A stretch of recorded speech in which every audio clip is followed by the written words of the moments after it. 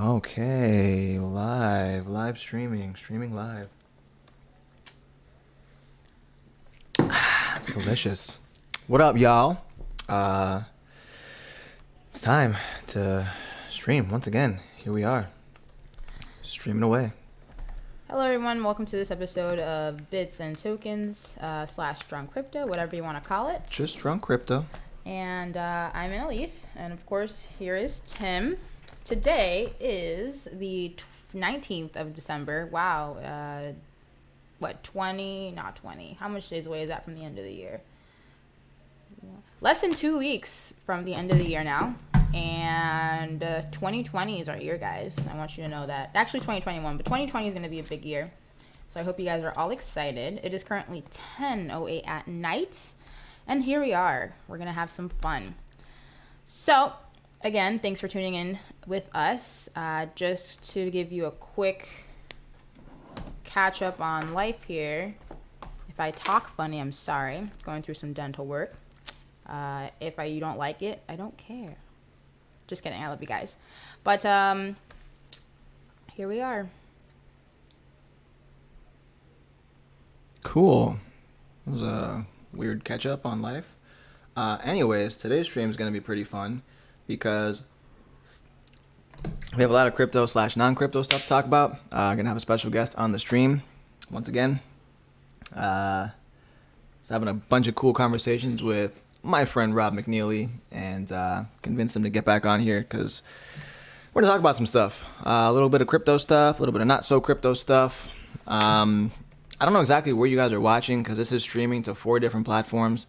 I can tell you this, though. I absolutely will not be checking all 4 platforms. I might glance at YouTube. If you find the restream YouTube's chat, going to be the best chat to talk to us in, I'll look at that. But other than that, if you want to get my attention, just talk to me on Twitter. I'll look at Twitter because it's always open. So yeah, just hit me up on Twitter if you want to talk to me about a thing. If not, no big deal, whatever. Anyways, first things first, the price of Bitcoin has been all over the place. Supposedly, the price went down, price went back up. People are saying that the crypto Christmas or the Bitcoin Christmas is here. I don't see it yet. I don't know if y'all see it. I know the price went down and then went back up a little bit to kind of where it was previously. So I don't know. I don't see that we're in the supposedly Bitcoin Christmas or Santa's not here yet with your Bitcoin. None of that stuff that I've been seeing on Twitter all day. So I don't know what you guys are talking about, honestly. If someone wants to maybe comment and tell me that I'm wrong, that's totally fine. But I don't see what y'all are talking about. Price went down. Price went right back up. Not a big deal. This is life. It happens. Yeah, I don't know. I'm not seeing anything. What do you see? I agree with you on that because that's not. I mean, the prices went down to about 6.4K, more or less, and shot right back up, like you said. That doesn't make it Christmas. That just means the price went back up, guys. Right. It actually didn't even go. It's not right now. It's not even where it was. It's a little lower. Audio is crispy. Thank you. We tried today. Crispy as in good? Yes, like fire. Okay. Speaking of weird comments, hold on. So we never actually checked DLive or whatever, but we've been streaming there. Apparently, I don't even know what type of characters they have over there. I'll show you some of the comments. One person, I guess we were talking about, I was saying Satanism's not that bad or whatever, how I'd be joking around about it. Oh my God. So somebody was really offended. They called us sodomites. I thought that was hilarious. And then there was another person that was being a little anti-Semitic in the comments. So I don't know exactly what the fuck is going on DLive, but y'all got to get it together because that's too much. We like everybody. Everybody is welcome here. You know what I mean? I'm not a religious person, so I don't really care. I say things that I think are funny, and that's that. So take it or leave it, or just leave it. I mean, whatever. Anyways, I hope you guys bought the dip. Scott bought the dip. Just want to put that out there. He did buy the dip. He did buy the dip. He got gypped on the dip, though. I'm not gonna lie to you. Yeah. If you guys don't know how the cryptocurrency ATMs work, Jesus Christ, they are priced at way above market price. I think he bought in where Bitcoin was at 6,000 900 or 800. And like for him, his exchange price at the ATM, this was with CoinFlip, it was like at 7,300 or something like that. Like it was way over. It was higher than what it is now. And that's really common with ATMs. That's not uncommon. So he didn't buy the dip at all. He technically did not buy the dip. Technically speaking, he did not buy the dip at the dip price. He bought the dip at the he got finessed. He got finammed. Yeah, that's how ATMs work. A lot of people prefer to use them, or they prefer to buy Bitcoin off other people. Like if you ever, like I've seen people like they've gone into group chats like, hey, if there's anybody trying to sell their Bitcoin, they'd rather buy it off someone else rather than an ATM, but they'd rather buy it off an ATM rather than an exchange. It's like a whole like line of, stuff. And it's mostly because IRS books. A lot of exchanges are putting things on the books. So, I mean, there's that. There is that. Yeah. There is, in fact, that. Anyways, here's my thing about it, right? Crypto is supposed to be, not that it's supposed to be private, but like there's definitely ways that you can move crypto around very privately. And it only costs like $13 plus shipping. So there's these little cards, the NFC cards from Tangum or Tangum or whatever the name of that company is. I don't know, couldn't tell you, not important. But anyways, you don't have access to the private keys on those cards. So if you load crypto, you can unload it with your phone. It has like an NFC time delay, which is like super slick. But you don't have like, if I give you that card that has Bitcoin on it, like I can't take it back once you have it. So that's the way that y'all should be moving crypto around if you want to, try to finesse away from the IRS. I'm just saying. I mean, you didn't hear it from me, but it definitely works. I'm just saying. I've done it. Did you hear about Fidelity? No, what's going on with them now? They launched their first cryptocurrency company. I don't care.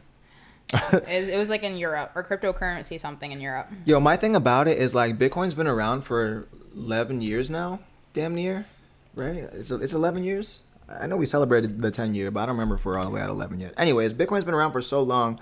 Blockchain technology's been around even longer than that.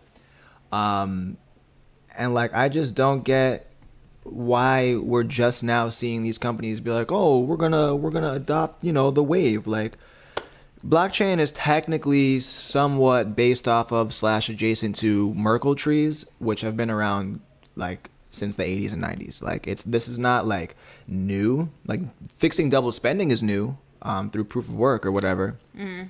But like none of this stuff is like new. So like the fact that banks are just now getting off their ass to do this shit shows you that the banks don't care about you and me. They just care about themselves.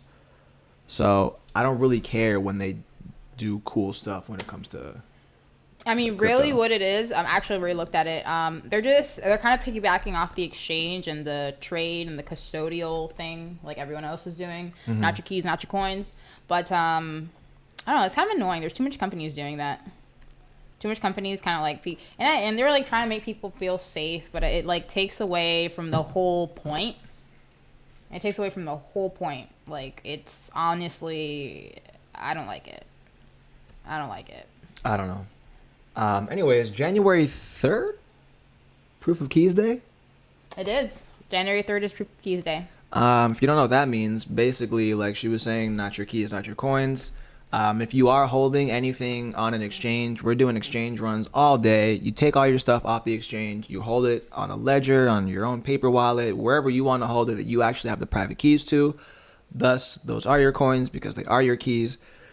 It's actually an exercise in, one, making sure that everyone actually knows how to do this, but then two, making sure that these exchanges actually have the amount of Bitcoin that they supposedly say that they have.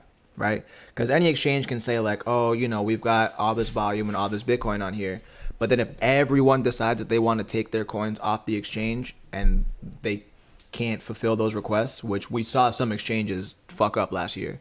I don't remember specifically who, but one or two exchanges fucked up last year where they could not, like, I guess they were like, oh, there's too many people taking the coins off. We have them, but everything's going slow. That wasn't the case. They just didn't have the coins. So when you put your coins onto an exchange, and you're trading Bitcoin back and forth, like you're not actually trading Bitcoin back and forth. You're just trading a number that represents Bitcoin back and forth.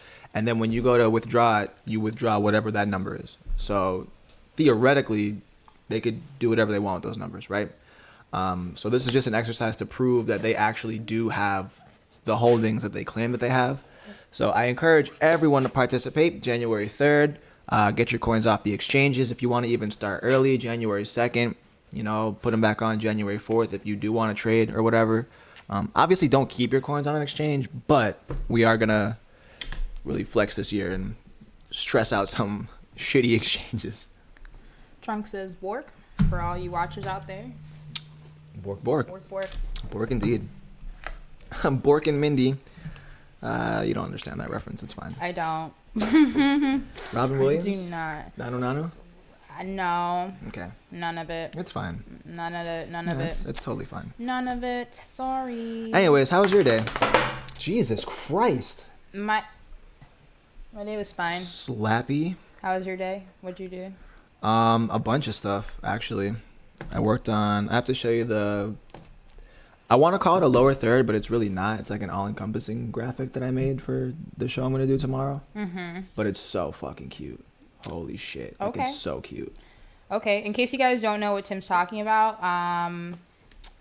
Tim and Crypto Finally, if you guys are familiar with Rachel Siegel, she and Tim will be starting a streaming called Finally Fridays. So if you happen to be a fan of either or, make sure to tune in to Finally Fridays. It's going to be a new segment that is going to be on YouTube. You guys are streaming? We're actually streaming on like 8 different platforms. Okay. She went ham and like bought like the Restream situation. Oh, so, all right. You know how like on Restream, it lets you use like multiple of one platform, but you have to like pay for it or whatever. Mm-hmm. So like she paid for it. So like there's 2 Twitters that are on there. I'll probably throw mine on there too. Twitch, DLive, YouTube, fucking everywhere. Literally everywhere. It's crazy. So that's gonna be tomorrow at noon. Just like a recap show, kind of fun, friendly. I'm not gonna be drinking, because it's noon, obviously. Well, that's not obvious, but it'll be a very light, fun, friendly show that y'all can, enjoy with us. We will enjoy it. I'm gonna let my Tezos bake on Coinbase. Only thing I have on there. Y'all should find my Christmas doggo pic on my Twitter feed from today. Is your Christmas doggo cute? Nice fucking try, Bitcoin Jake the Snake. You're just trying to get me to promote your Twitter there, bud. I'm smart, bruh. Wow. I got you. Maybe what if you really just wanted his doggo? That's cool. Wow. That's cool. I believe that. Jake, I'm gonna go see your dog. Go ahead. Describe it verbally. Don't show the camera.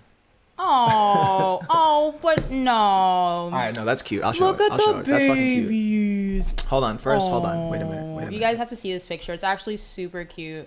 They're wearing hats, like actual hats. Like they're cute, guys. Like they're cute. Pull a Russ and get wasted and high at noon. Whoa. You know who what? Said that? Crew 21. Pull a Russ, With it. That's so fucking. Look, I'm sorry. I'm really sorry, but that's fucking hilarious. I get it. It's a little mean, but that's fucking funny. Not really. That's not really. funny. So there's this guy. You don't even have to explain it. If you explain it, then it's not funny anymore. If it's just a 3-person joke, that's fucking hilarious. Sure, but the people don't know. So Russ is a acquaintance of ours that just enjoys Russ. getting fucked up. It's your boy. You already know. Get the strap. Doesn't matter what time of day. Doesn't matter when it is, where. He just enjoys getting fucked up because that's Russ. Yo, period. My dog said, "Pull a Russ." I'm literally with it. That's What's really up, funny. Truce? It's been a while. Yo, Truce is in the building. Truce is in the building. That's crazy. I didn't even read it, but I knew that he said that. That's what's up. Yo, Truce, I was gonna you posted a video today, I think, the final chapter or like season finale or something like that. I'm not gonna lie, dog. I didn't watch it yet because I've been busy all day, but I have it on my list of like my next videos to watch. Whenever I see something on YouTube that like I want to get into, but like I'm listening to music or whatever, like I gotta do what I'm doing while I'm working.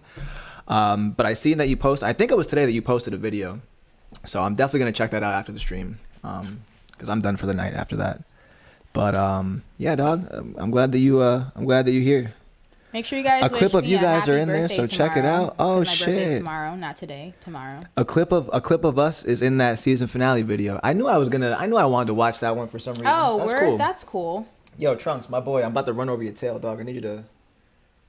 Hey, excuse me. I need to be able to move. Leave him alone. I, So who's our special would you rather guest I that you run keep over talking his? about? I literally told you Rob McNeely's coming on the show. We definitely talked about that like in the beginning of the stream. So. Well, prior to that, you said it was Doyer. Like Okay, that's not 2 days ago. how you pronounce that, and I didn't say that 2 days ago. I said that 2 weeks ago. No, not 2 weeks ago. Literally 2 days ago when you were talking to me. No, I definitely told you that 2 weeks ago. Okay, moving on. So, Hey Rob, when's Rob coming on? Actually, where are you, Rob? Rob's laughing in the chat. We were just kind of doing a little catch up, you know, talking about some stuff before we get into some of the heavies that we're probably gonna hit later with, you know, Rob on the stream. I'm also using like new equipment tonight, so I got to reset up some stuff because apparently I fucked up. Not surprised. Okay, so I am. in that I don't case, even understand how the fuck that happened. Anyways, so let's talk about some other news, I guess, while Tim is doing Tim things. So, something that, I mean, I don't mean to bring politics, but this is just kind of like a hot topic. Because it's a hot topic. The whole impeachment thing. How do you guys feel about that? Just curious. Honestly, I'm not gonna say nothing. Go ahead and my cup is a scam. What? It's not a scam. It's real. You just can't see it because it's invisible. So I don't know who's a Who fan. I don't really care who's a Who fan. My thing is I don't really have anything to say regarding the impeachment. I'm not necessarily for or against it. I think everything is a scam. So America's a scam. So I mean. That's just me. So Senate will toss it, then he'll win a landslide. 100%. That's what 100%. Satoshi for president. That's what Tim said. Actually, it was just going to 100%. strengthen his campaign. Wait, it gets even better. Hold on. Actually, you know what? Before we get into this, I want to bring Rob into this discussion because it gets even better. What is it? Trump fucking might have just been setting a trap for all these idiots. What is it? So, we'll get into it. Hold on, we'll get into it. But he might be setting a fucking trap, and I'm here for it.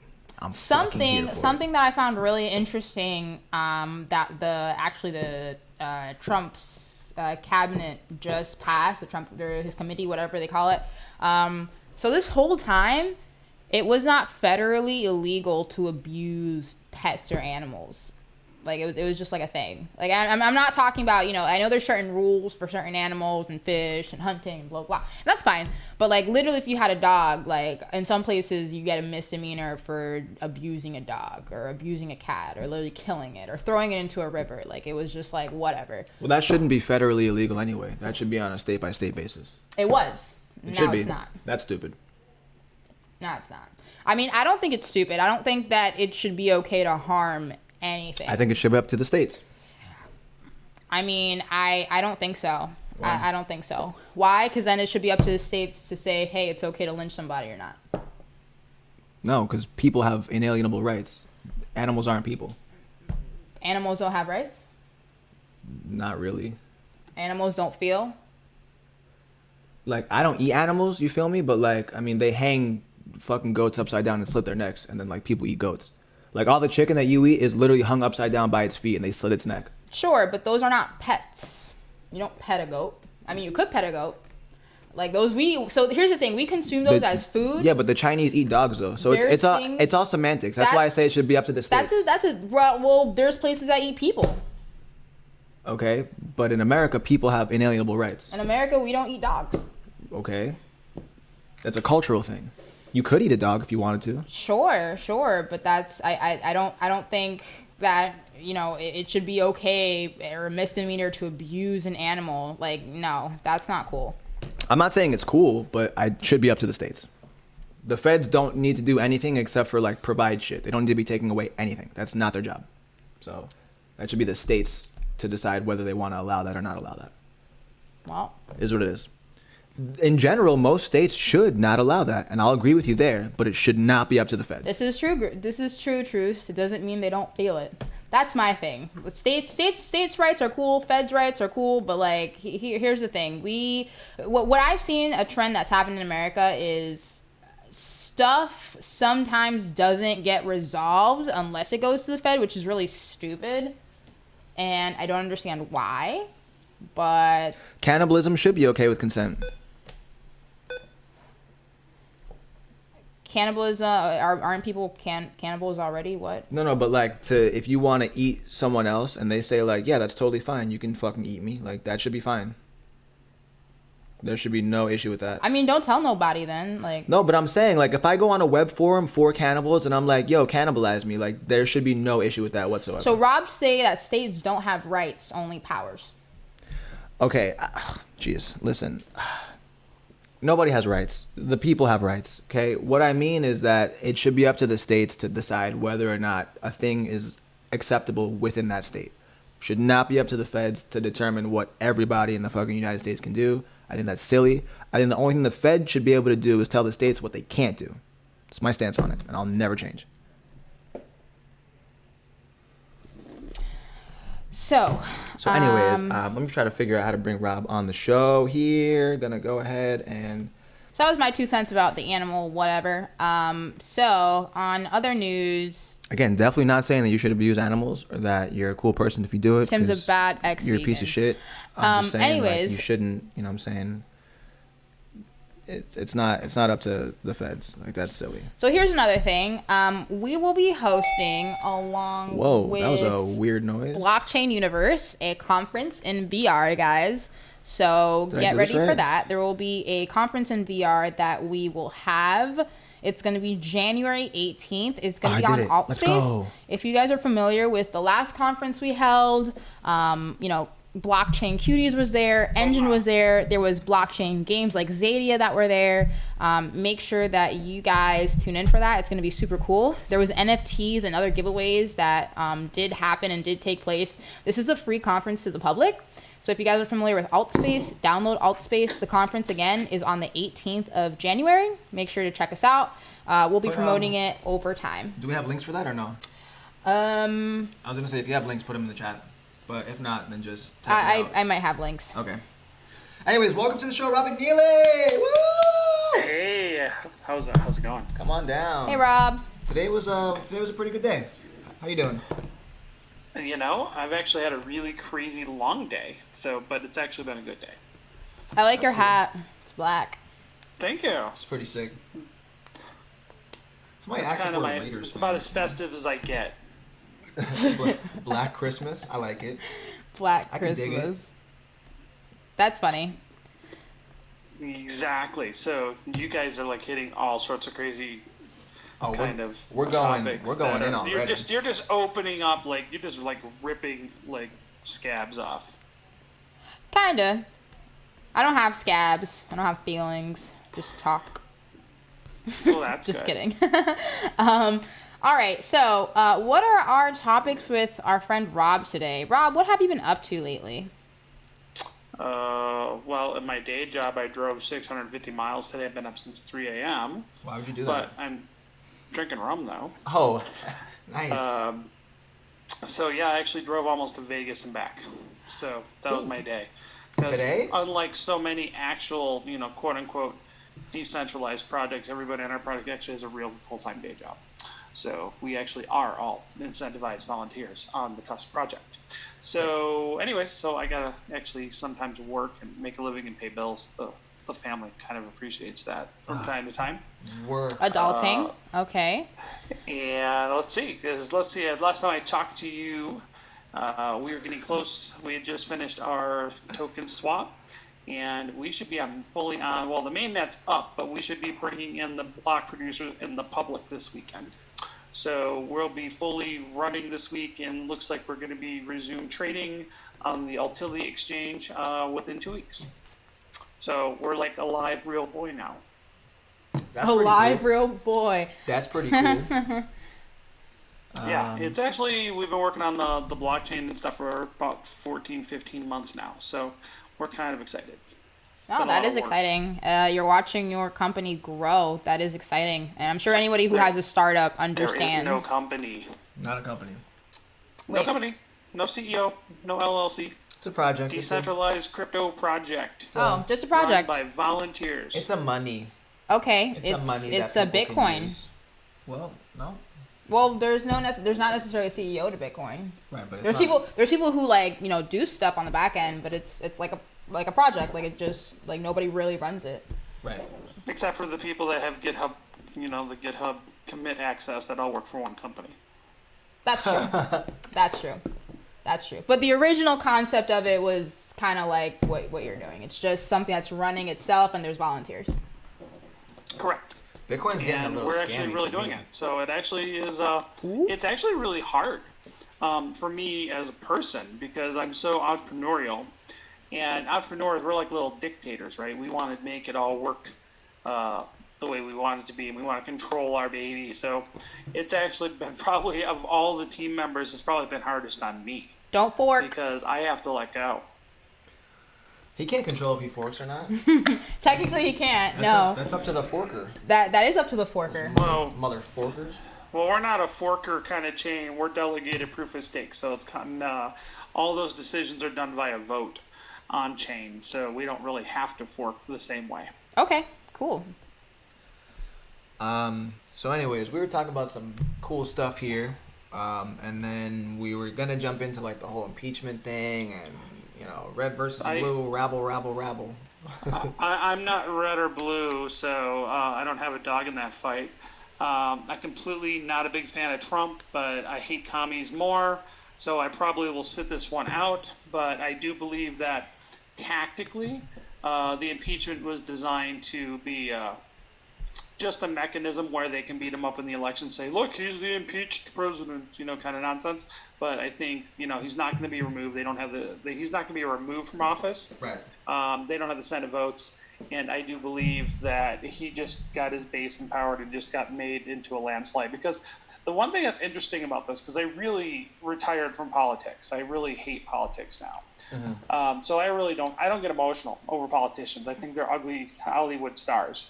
And they're more corrupt versions of them. So I don't like them. I don't care. It's not tribal for me. People are like, oh, the Republicans, I don't give a fuck. I hate both sides. And pretty damn equally. Because they're all scummy people. So, but I would say, but seriously, I would say the one thing that's interesting is I always look at what's the charge. And remember what this whole impeachment was originally for. Quote unquote Russian collusion in the election, right? Remember that's what the whole investigation was about. That they wanted him to be charge impeached. Him with it. Yeah, they wanted him to be impeached before he was even sworn in. So but here's my saying. But remember, the whole investigation was initiated allegedly for all this Russian collusion shit. They never charged him with that. Because there was they no collusion. charged him with this stupid Ukrainian phone call, and then saying "fuck you" to Congress with the kangaroo court. So think about it. No one's harping on that issue. That for the last couple of years, it was all this Russian collusion thing, and they spent tens of millions of dollars investigating the Russian collusion thing and didn't have a damn thing to charge him with. Because trust me, if they had something, they would have charged him with it. Of course. They didn't charge him with it. So understand that, and if you think about it, that's all, and like I said, I fucking hate Trump, to be honest. Why? But this is an exoneration of that. What? Because they did charge him. Why don't you like Trump? I'll put it this way: I don't like anybody who wants to govern other people. But that's all politicians, though. Is there something specific about Trump that you don't like? Well, he's ripped off. He rips off all his contractors and kind of worked in construction. So I'm sympathetic. I don't like that. Well, when generals don't pay their bills, I take issue with that. Okay. So I think he's just a kind of a typical, slimy rich guy. And I absolutely believe he's corrupt. And in fact, if you're going to be successful in New York in construction, you have to be corrupt. Of course, yeah. Facts. You have to bribe up all sorts of type of people to get anything done in a city like that. Mm-hmm. Same thing in Chicago. So to me, I just, I don't have a personal hatred for him as far as, I'm not never a Trumper kind of guy. I just don't care, to be honest. I just don't think I think he sucks, but I think everybody in that job kind of sucks. And I don't think he's any worse than any of the other presidents, really. I think he's the and, best president we've ever had, and I can quantify that for you. How can you quantify that? All right, it's a long story. It's a long Oh, story, you said, kids. just give me the numbers. You said you can quantify. Well, What's the number? I can wordify that for you. So here's why, right? It's not so much about the numbers. It's about the fact that he actually wants to protect America from bad people, right? I'm not gonna get super into it. You can look it up yourself and have a lot of fun doing it. But If he wants to protect America from bad people, why is he giving the Saudi Arabians so many weapons? Saudi Arabia doesn't bother us. What do they do to us? 19 of the 9/11 hijackers were Saudi Arabians. Were they? Yeah. Oh, because we found their passports perfectly fine within the rubble, but couldn't find the black box. Listen. Don't get me started. Listen. But I can go down rabbit holes that you okay. won't even be able to catch me. First of all, that's not true. And I know people. As someone I know people. as someone who was Tell 'em, there, Rob. stop. As someone who was there, like in New York City, like in middle school during 9/11, and I could clearly see both towers. You know what I'm saying? Like it means a lot to me to like actually like I did years and years of research and study and this and that. And I'm not one of those people that's gonna say, oh, you know, jet fuel can't melt steel beams, because it's not about melting the beams. It's about weakening them enough so that the whole thing will collapse. I get it. Whatever. Boom. Everything else was a fucking shit show. There was no reason for Building 7 to fall. All that gold that went missing, the change of ownership, the change of their insurance contract, the whole thing stinks on ice. But that's not the point. I got someone I can introduce you to. You know who he was? I would love to have a conversation. So he was an attorney that worked for one of the insurance companies, and he had to look and spend years, and he did hundreds of interviews with all sorts of people involved on every aspect of that claim. And he's got some interesting stories. I also interviewed, man, I can't think of it, the BYU professor that talked about the NIST report. By the way, the NIST report was just updated 2 years ago. I don't know if you saw that. I actually interviewed that professor from BYU that claimed, talking about the thermite and stuff. So yeah, I know actually quite a bit about 9/11. But that's a different discussion. Anyways, look, we're gonna get into another quote unquote conspiracy / it's really not, right? Don't throw any glasses. No, I'm not gonna say that Democrats are bad people, Republicans are bad people. I'm not here for that, right? But there is a specific sect of government, or like political affiliated people. It includes celebrities and a whole bunch of people, right? A lot of the people that Epstein was connected to, which we're gonna get there, right? So Like Trump. Sort of, except for if you actually look, Trump has denounced him multiple times and actually didn't spend that much time with him. You can look at flight records on the Lolita Express and all sorts of stuff. Pedophile child trafficker, right? Every once blue moon, and you're fine. Well, but here's the thing though, right? Let's say that they're just rich and they do rich stuff together, which like when you're at a certain level, like you have a certain level of friends, right? I mean, once it appears, once he found out all this stuff, he was kicked out of Mar-a-Lago, etc. But that's not the point, okay? The point is, a lot of the people that are connected to Epstein are also connected to Hillary, right? And we know that Hillary was in charge of all the money when there was that earthquake in Haiti, and all those kids went missing, okay? And now also the same party that is responsible for fueling Hillary, or vice versa, however that actually works, wants undocumented children to be able to just cross the border willy-nilly, right? And so they're painting it like, oh, we want to make these kids safe, we want to make these adults safe, and they're running from stuff, and we got to make them safe. However, by the numbers, 30% or more, because we don't know because they're undocumented, but 30% or more of those children came across with someone who is not their parent. And then another, percentage of those children went missing, okay? So closing the border is a good thing. It's something that Trump is trying to do, not for the reasons that people think it is. It's not a racist thing. It is about national security, but it's more so about the ridiculous child trafficking that's going on, that's happening here a lot, and it's ridiculous that it happens here. And so I got a take for you. What if they're trying to build a wall so they can make it so you can't leave? I can still leave though. The ocean's right there. Not right now. Right now you can. Yeah, but the ocean's right there though, and there's no wall on the Canada side.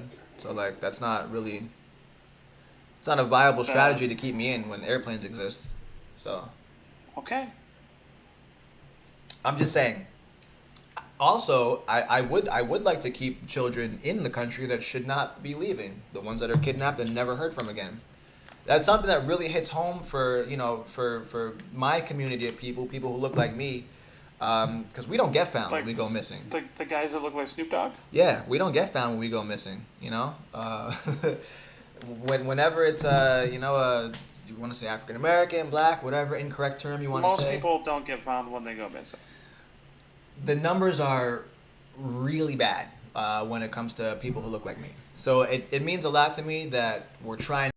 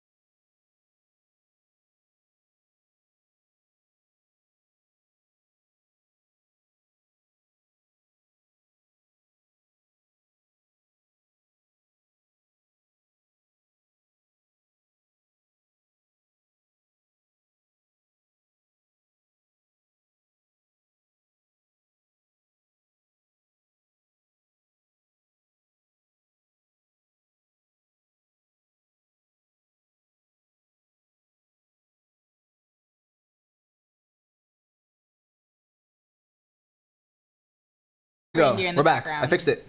Are we streaming? Tell me if we're live. Wait, it's coming. I think I fixed it. I hope I fixed it. I'm like 99% I sure hear I you on fixed the it. TV. I don't have you yet, but I hear you on the TV. All right, I see me. Damn, I'm cute. Yeah, All right. Hold on. Wait. There we go. So where were we? I'm gonna have to use keywords.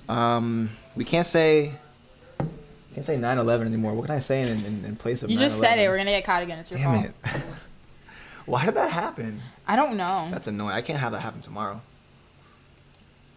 Anyways, here we are. We're back. We're back, guys. Sorry about that. I don't know what you missed because I wasn't paying attention. Let's see. We got caught by the algo. Facts. Honestly, muted by the feds. All right. So, Rob, you're still here, still live, still on the air with us. I'm still good. I actually just posted this to a tweet too, so maybe we'll get some people listening. Oh, cool. Cool. You have like a bunch of followers on Twitter. So, Couple, just a couple. At least 386. 82, 1,000. 82. 81, something. I don't know. I think I lose more every month than I gain at this point. Really? You're not Yeah, entertaining probably. enough. You gotta get out there in a Speedo and show them what you got. Ooh, okay. Well then. I don't think you want to. I'll be like Chris Rob. Farley doing something like that. That's not going to be a good look. Oh man. Rob should not be wearing a Speedo. I mean, listen, we should all think just I wear fixed the it. clothes that fits us. That's what I think. They make speedos all sizes. I'm sure. 40 years ago, I could get away with it. Probably not so much today. Probably not. You say so. Probably not. I see enough old men on the beach in Speedos not wearing it right. Let's not humiliate Rob. Not yet. When you're 80, then you can wear a Speedo. And then you can move to Florida like all the other old men. Well, when I'm 80, I think when I'm 80, I probably would do that because that, you get to a certain point that you just don't care. Yeah. Yeah. All right, so I'm gonna read the chat real quick because I want Rob to address some of these. Okay, since you're so smart. Oh boy. A Boeing 757 cannot fit through the hole that was at the Pentagon. I don't know that one. I gave up trying to argue that one because I don't know. It didn't look authentic to me. But what is your take on the fact that it was a circular, small-ish hole that did not include wings? I do not have an opinion. I have not seen enough of the evidence one way or the other. Okay. Do you know what the shape of a plane looks like? I do. Okay. You know what a circle looks like? Like a triangle? Nope. Can you fit a plane into a circle? Maybe. I don't think so. But again, I stopped arguing that one because the hole was like perfectly circular and like I can't. It doesn't look right to me, but I also wasn't specifically there for that one. But I physically watched the towers fall, like when I was in middle school. And it was My shitty. take on 9/11 in general is I don't trust anything coming generally from the federal government, and everything else is semantics. And here's the thing: whether or not it's conspiracy, whether or not it's just corrupt, evil people taking advantage of opportunities to exploit a tragedy, really it doesn't matter because the result is the same. And we've lost more of our rights because of the Patriot Act that came out of 9/11, including AML KYC, that we love in crypto came out of the Patriot Act. That's what I care about is the result of these kind of events. And to me, I don't even get too hung up on whether it's conspiracy or just, opportunism. So Because really the result is all that matters. so And it's the same. that's a good point that you make. So I've read CIA papers where like they've talked about how like inciting fear within the people is a good way of like taking rights or making changes or just getting people to agree with the government or whatever. When the Boston bombing happened, right, which I don't believe that one either. But when the Boston bombing happened, right, they went door to door and like literally searched everybody's house within like a certain radius. How do you feel about Right. that? It was unconstitutional because you don't have a right to search people's houses without a warrant and without probable cause. But this gets into all sorts of things. You're also not supposed to go to war without a declaration of war or a letter of marque. So Congress is supposed to declare war, yet we've been with no war declaration, no letter of marque or reprisal issued by Congress. So, government doesn't follow its own rules. How do we fix that? Oh, I know how we I don't fix think- that. Have you heard I about don't that? think you can. Have you heard about that little village in Ohio that like disbanded? Did I hear that from you? Where did I saw that on Twitter? I think. Yeah, they They disbanded and went into the surrounding cities because they didn't like the rules of their city. Well, it was too Yeah, much they taxes. unincorporated, so they dissolved their own government. Can we just dissolve the feds? Like, how do we do that? Like, what would be the process? Well, I don't know. I think Abraham Lincoln settled that argument. You're not supposed to. What do you mean? The whole Civil War was fought over one group of people not wanting to be a part with the other group of people over philosophical difference over what a human is. And so, based on that, that one group of people decided to leave the Union, and the people in the Union that wanted to stay, led by Mr. Abraham Lincoln, kind of made it so you couldn't. So, as Damn. far as I have mixed so to emotions me- about that. well, it's complicated, you know. Hey, I got a cough button now. I just used my cough button for the first time. That's really fucking cool. sick. You have a cough button? That's so sick. That's cool. Yeah, he's got a Yeah. cool setup over there. That's cool. You can be like iCarly. You can have a little, like, you know, the other Just things. see, I can just push the button. Yeah, it just cuts it in and out. Cool. $40. It's and it works. Just plug and play. Wow. I'd rather just so- cough in people's faces, honestly. I'm rude. Yeah, you know, sometimes you can have these long ass like 3-hour marathon sessions, and you're going to be hacking up your brains. So you don't want to do that. My opinions. I think the Civil War, or a lot of people would at least look at it as a Civil War, that you do not have the right to peacefully leave the Union if you choose to, for whatever reason, right or wrong. And I think personally, this is my take. I think that if the United States does not come up with and have a divorce from itself, it's going to impale itself under the weight of its own debt and corruption. And so, to I can see me, that. we have. So if you think about it, and you guys travel a lot, I travel a lot. I mean, we have so many different cultures in this country, and we hate each other. I mean, it's really no different than trying to keep the Sunnis and the Shiites in Iraq and the Kurds all under one government. And these three groups all hated each other's guts philosophically. And it didn't work. And then as soon as the strong man that kind of kept them apart, Saddam, was taken out, that power vacuum led to basically the civil war that we're dealing with over there now. And unfortunately, I think the same thing is going to happen in the United States. We are not a homogeneous culture. I can tell you that living in the part of the West that I live, we have nothing in common with people in California and New York. Well, I don't have anything in common with people in California either. They like shit in their streets. Right. But what I'm saying is, but those people absolutely want to tell us what to do and how we live our lives in the West and the Midwest and things like that. So to me, I think probably it would be healthy if the United States reverted to an Articles of Confederation style government rather than a federal government that we have now. So where each of the states were independent and then just cooperated with each other, rather than having a strong federal government, which is what the Anti-Federalists wanted. The Anti-Federalists predicted everything that would happen, but they were outnumbered by the Federalists, so we got the government we have now. I'm more of an Anti-Federalist, and I think if we could somehow deleverage. Why'd they have to want slavery, though? Could they have just dropped the whole slavery thing and then I would have been with them?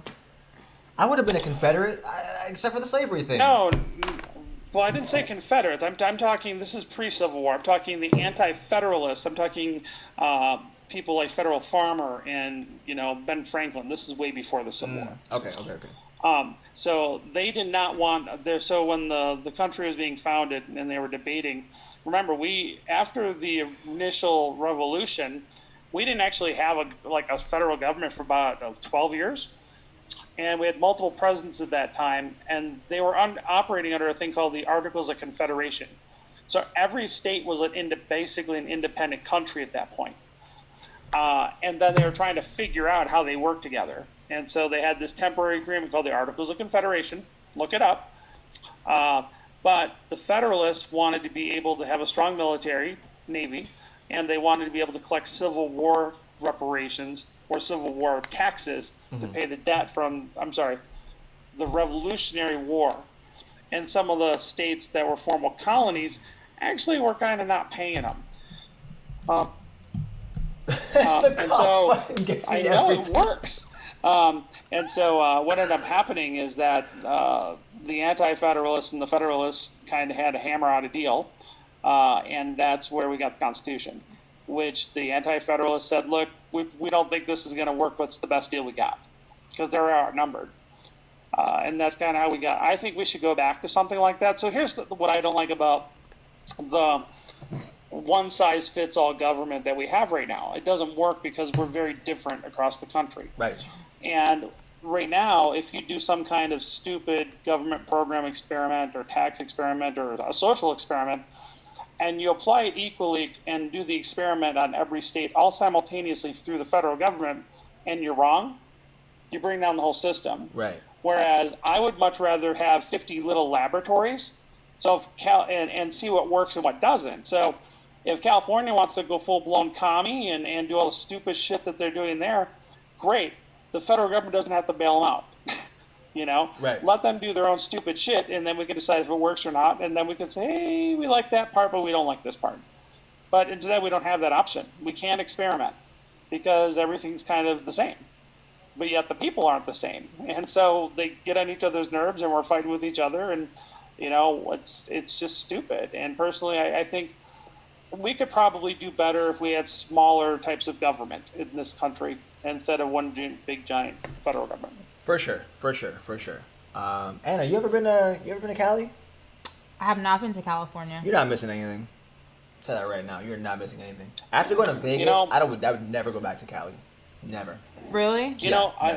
The Pacific Northwest is one of the most beautiful places I've ever been. Mm-hmm. That coast from basically, you go from San Francisco to literally like Mount St. Helens and Portland and go up to you go all the way up to Vancouver. Christ. That whole coast is no, one of the that's most probably beautiful. the most spectacular Yeah. part of the country outside the Rocky Mountains where I live. And Y'all I should visit absolutely Yosemite. and if you haven't done that drive, Mm-hmm. you need to make that drive. And just take a couple days, start in San Francisco and go north. Can't do it. You won't. Can't do it. You should do it. You absolutely should do it. But here's the reason why I can't do it is because there's no way that, as a reasonable, sane human being, that I don't want to say disarm myself, but like underarm myself, and then also have to reapply for a fucking California concealed permit. Like I would never do it. Cali's just so stupid. Dude, I had an AR-15 in the back of my car the whole time. No. I believe you. Except for that's not true, government. He's lying. But here's the thing.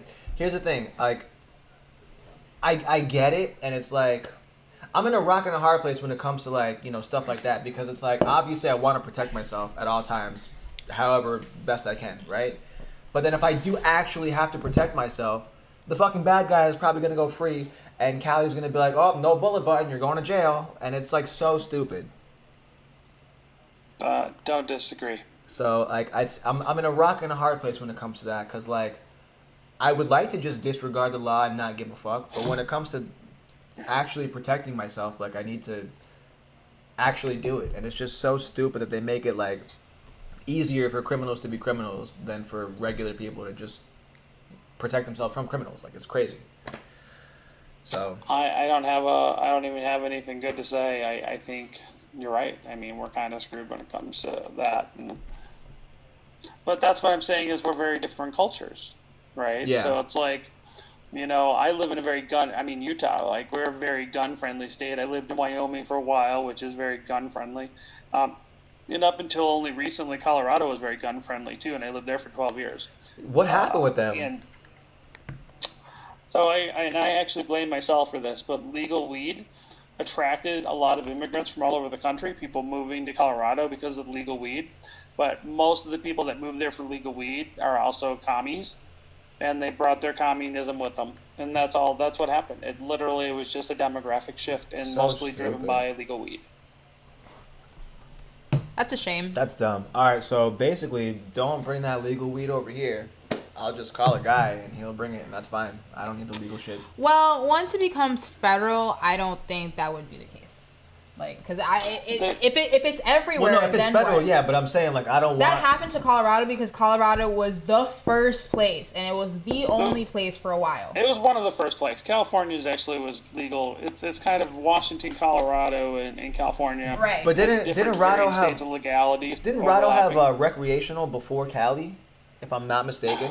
Amendment 64? I don't know when it went into effect I know it went into effect in Colorado in 13. Because Cali's I had don't know when medical it went- forever, like since like '98 or something, like some crazy like that I didn't Yeah. even know. Oh, really? Yeah, no, I it's didn't been know like that. forever, but it was like really like for medical stuff, and like there was laws about like you could grow this many plants, but if you couldn't grow them yourself, you could go to what's called a co-op. Like they didn't have dispensaries, they had co-ops. Yeah, in Colorado they call them caregivers. Yeah.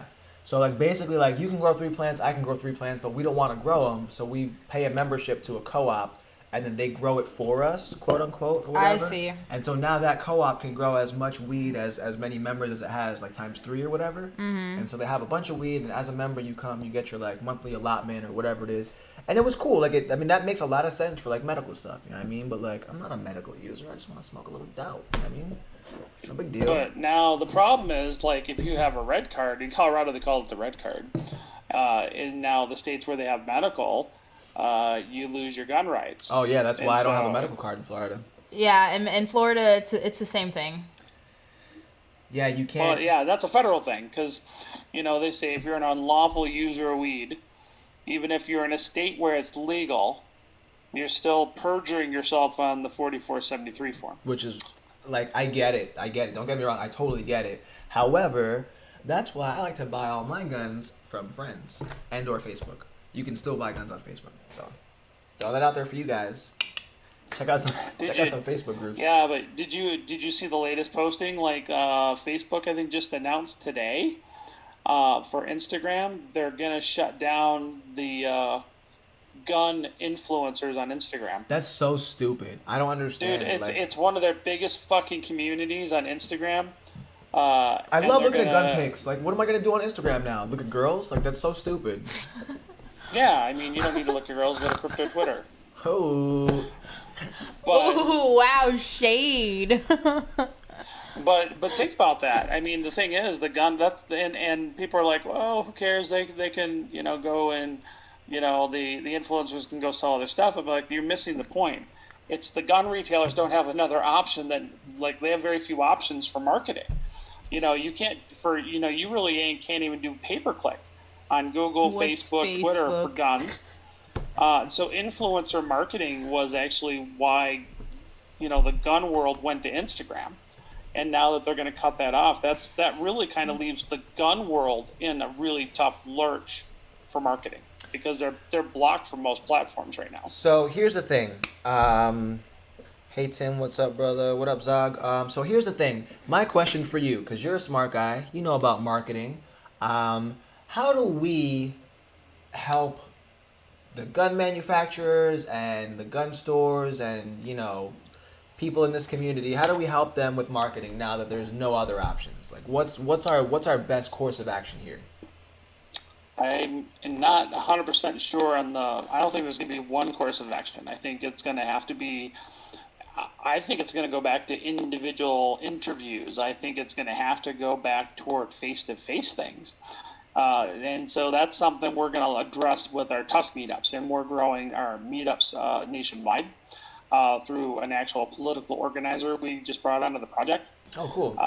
And so our plan for rolling out Tusk was actually going through and bringing crypto people that are interested in our project to the gun ranges and the gun stores, so it would actually be better and make the retailers and the owners of these places feel more comfortable accepting Tusk because they can see people that are interested in using that crypto inside their stores and ranges. So maybe we need to look at that as well as what's another way to market for that. So I'm friends with a guy who runs Gun Industry Marketplace, and they have a very interesting way. It's basically older school mailing lists. And they've been very successful in the gun space. And I'm on a few of those lists. And I think those lists are going to end up becoming very important marketing because I think, the social media platforms are just deplatforming all. They're just trying to erase guns and treating them like, it's just contraband, which is nonsense because, of all the sinful industries out there, the gun world is the only one that's constitutionally protected. That's true. That is very true.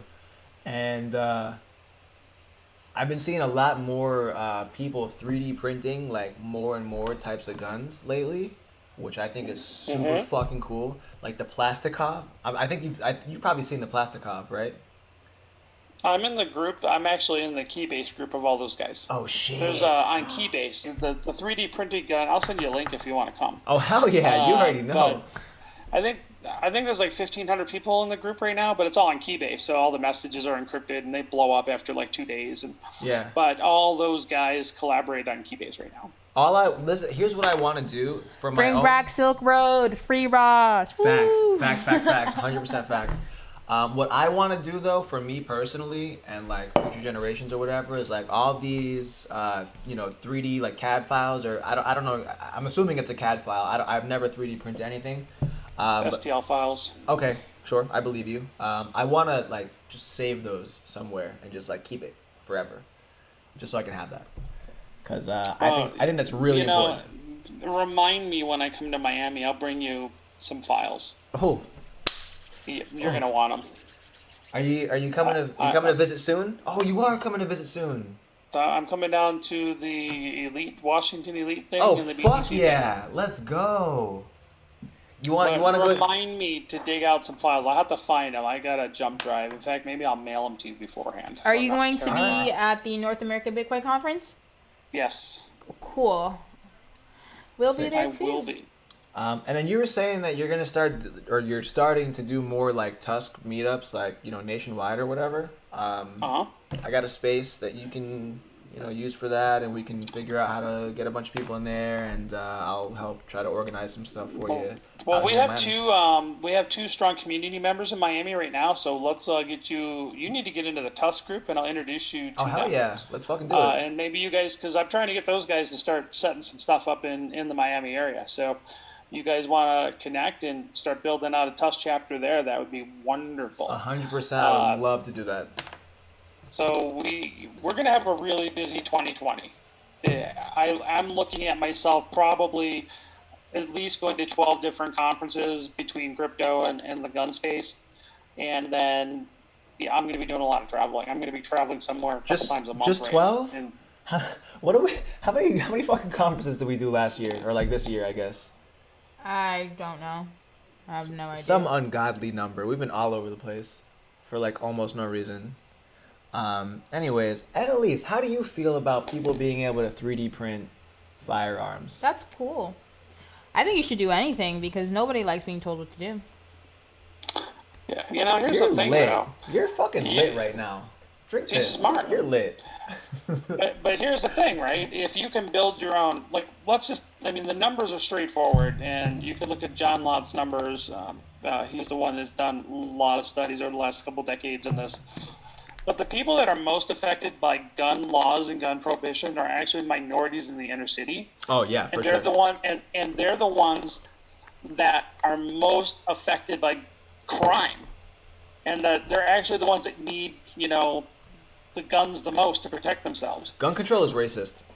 It's very racist. It was born out of racism. Actually, it's just like poll taxes and marriage licenses. They're all born out of the South with fucking crazy racists that want to prevent blacks from voting, blacks from owning guns, that could defend against the KKK, and they didn't want black guys marrying white chicks. That's all that shit came from. So when people talk about marriage licenses, I go, fuck this. I mean, if you have to ask the government permission to do anything, it's not a fucking right. And you have to pay them a tax on top of it, it's certainly not a right. So fuck those guys. Right. But yeah, all gun control is racist. All marriage licenses are racist. Poll taxes are racist. It's all stupid.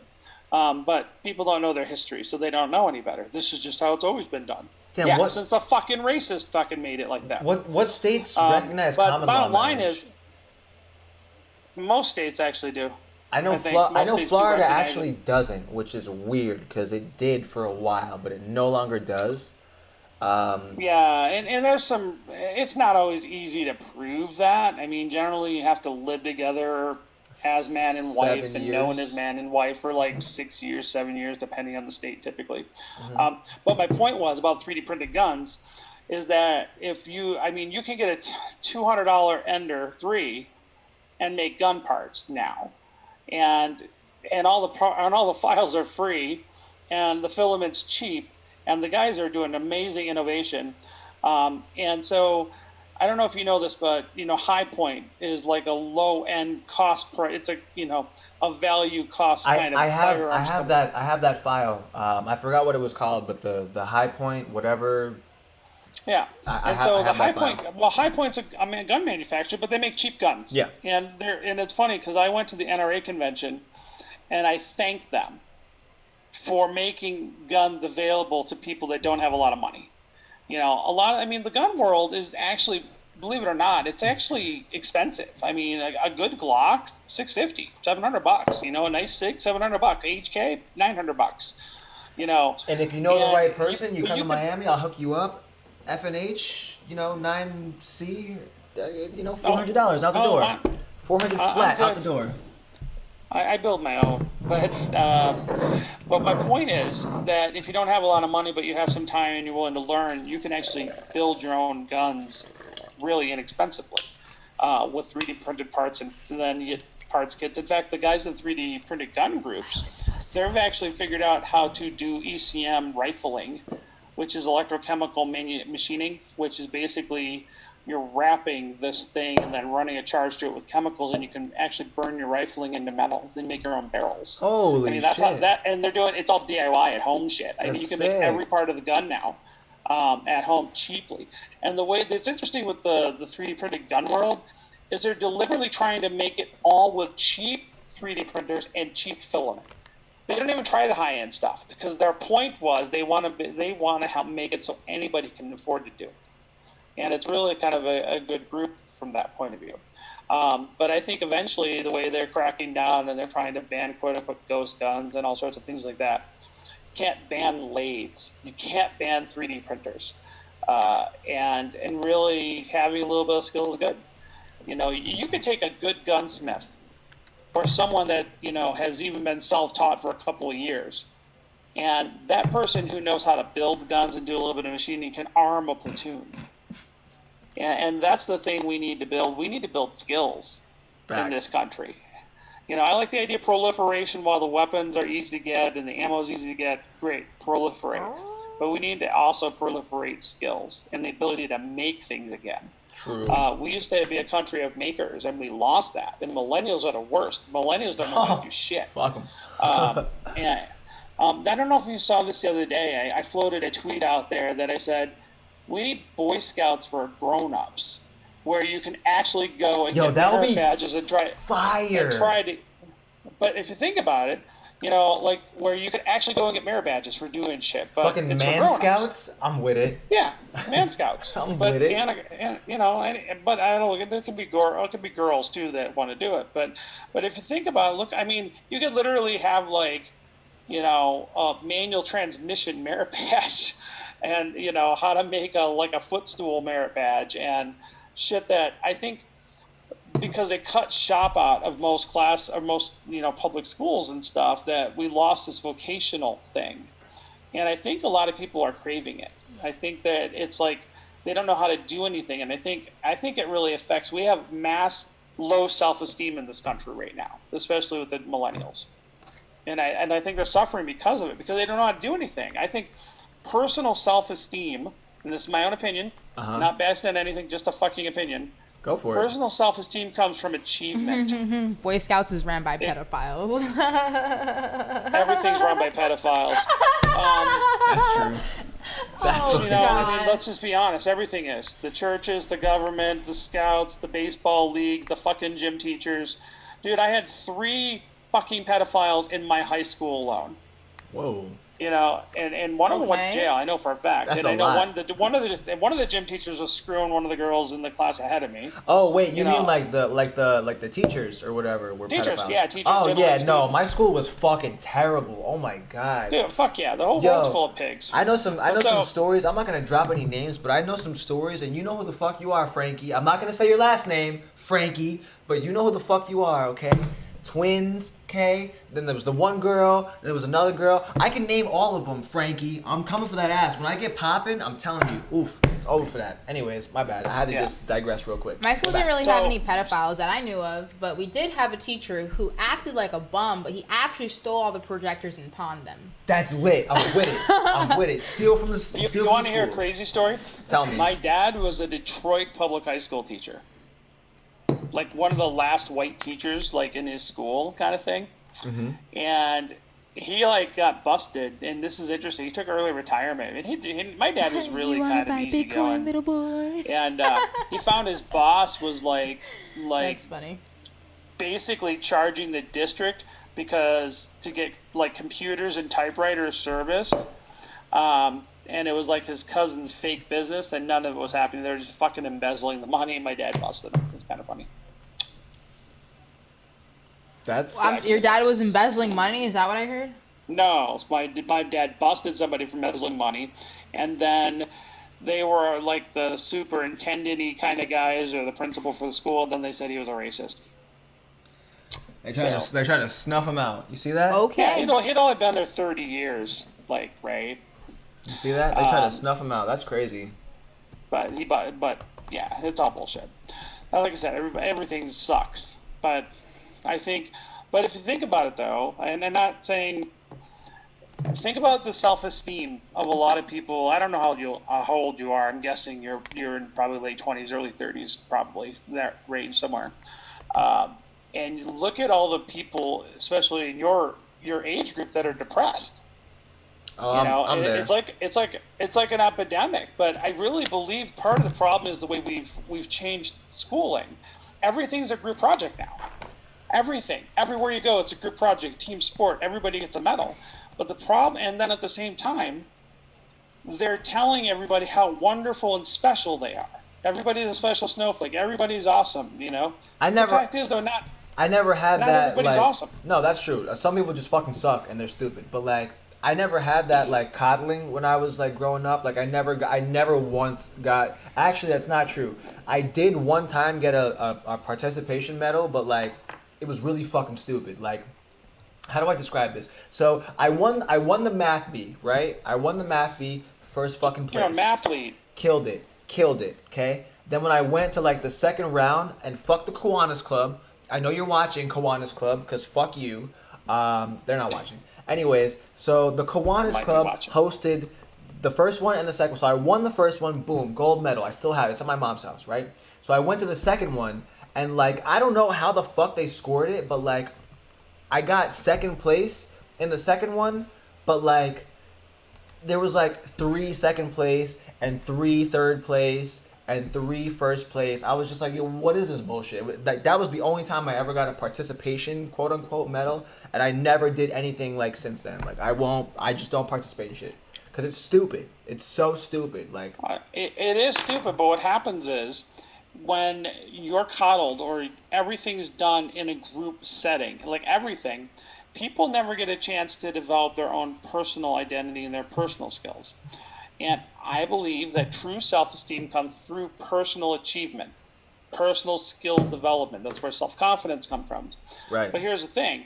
If you went through one of these situations where everything's a group this and a group that, you never developed these really, really good skills or anything.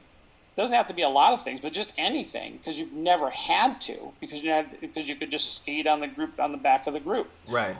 You're told how great you are, right? So now you have this inflated ego, and you get in the real world. The real world says, "Fuck you! You don't know how to do shit," and you're in debt for this stupid degree because someone told you some stupid shit about having to get a piece of paper to get anywhere in life, and take on a lot of debt to get there.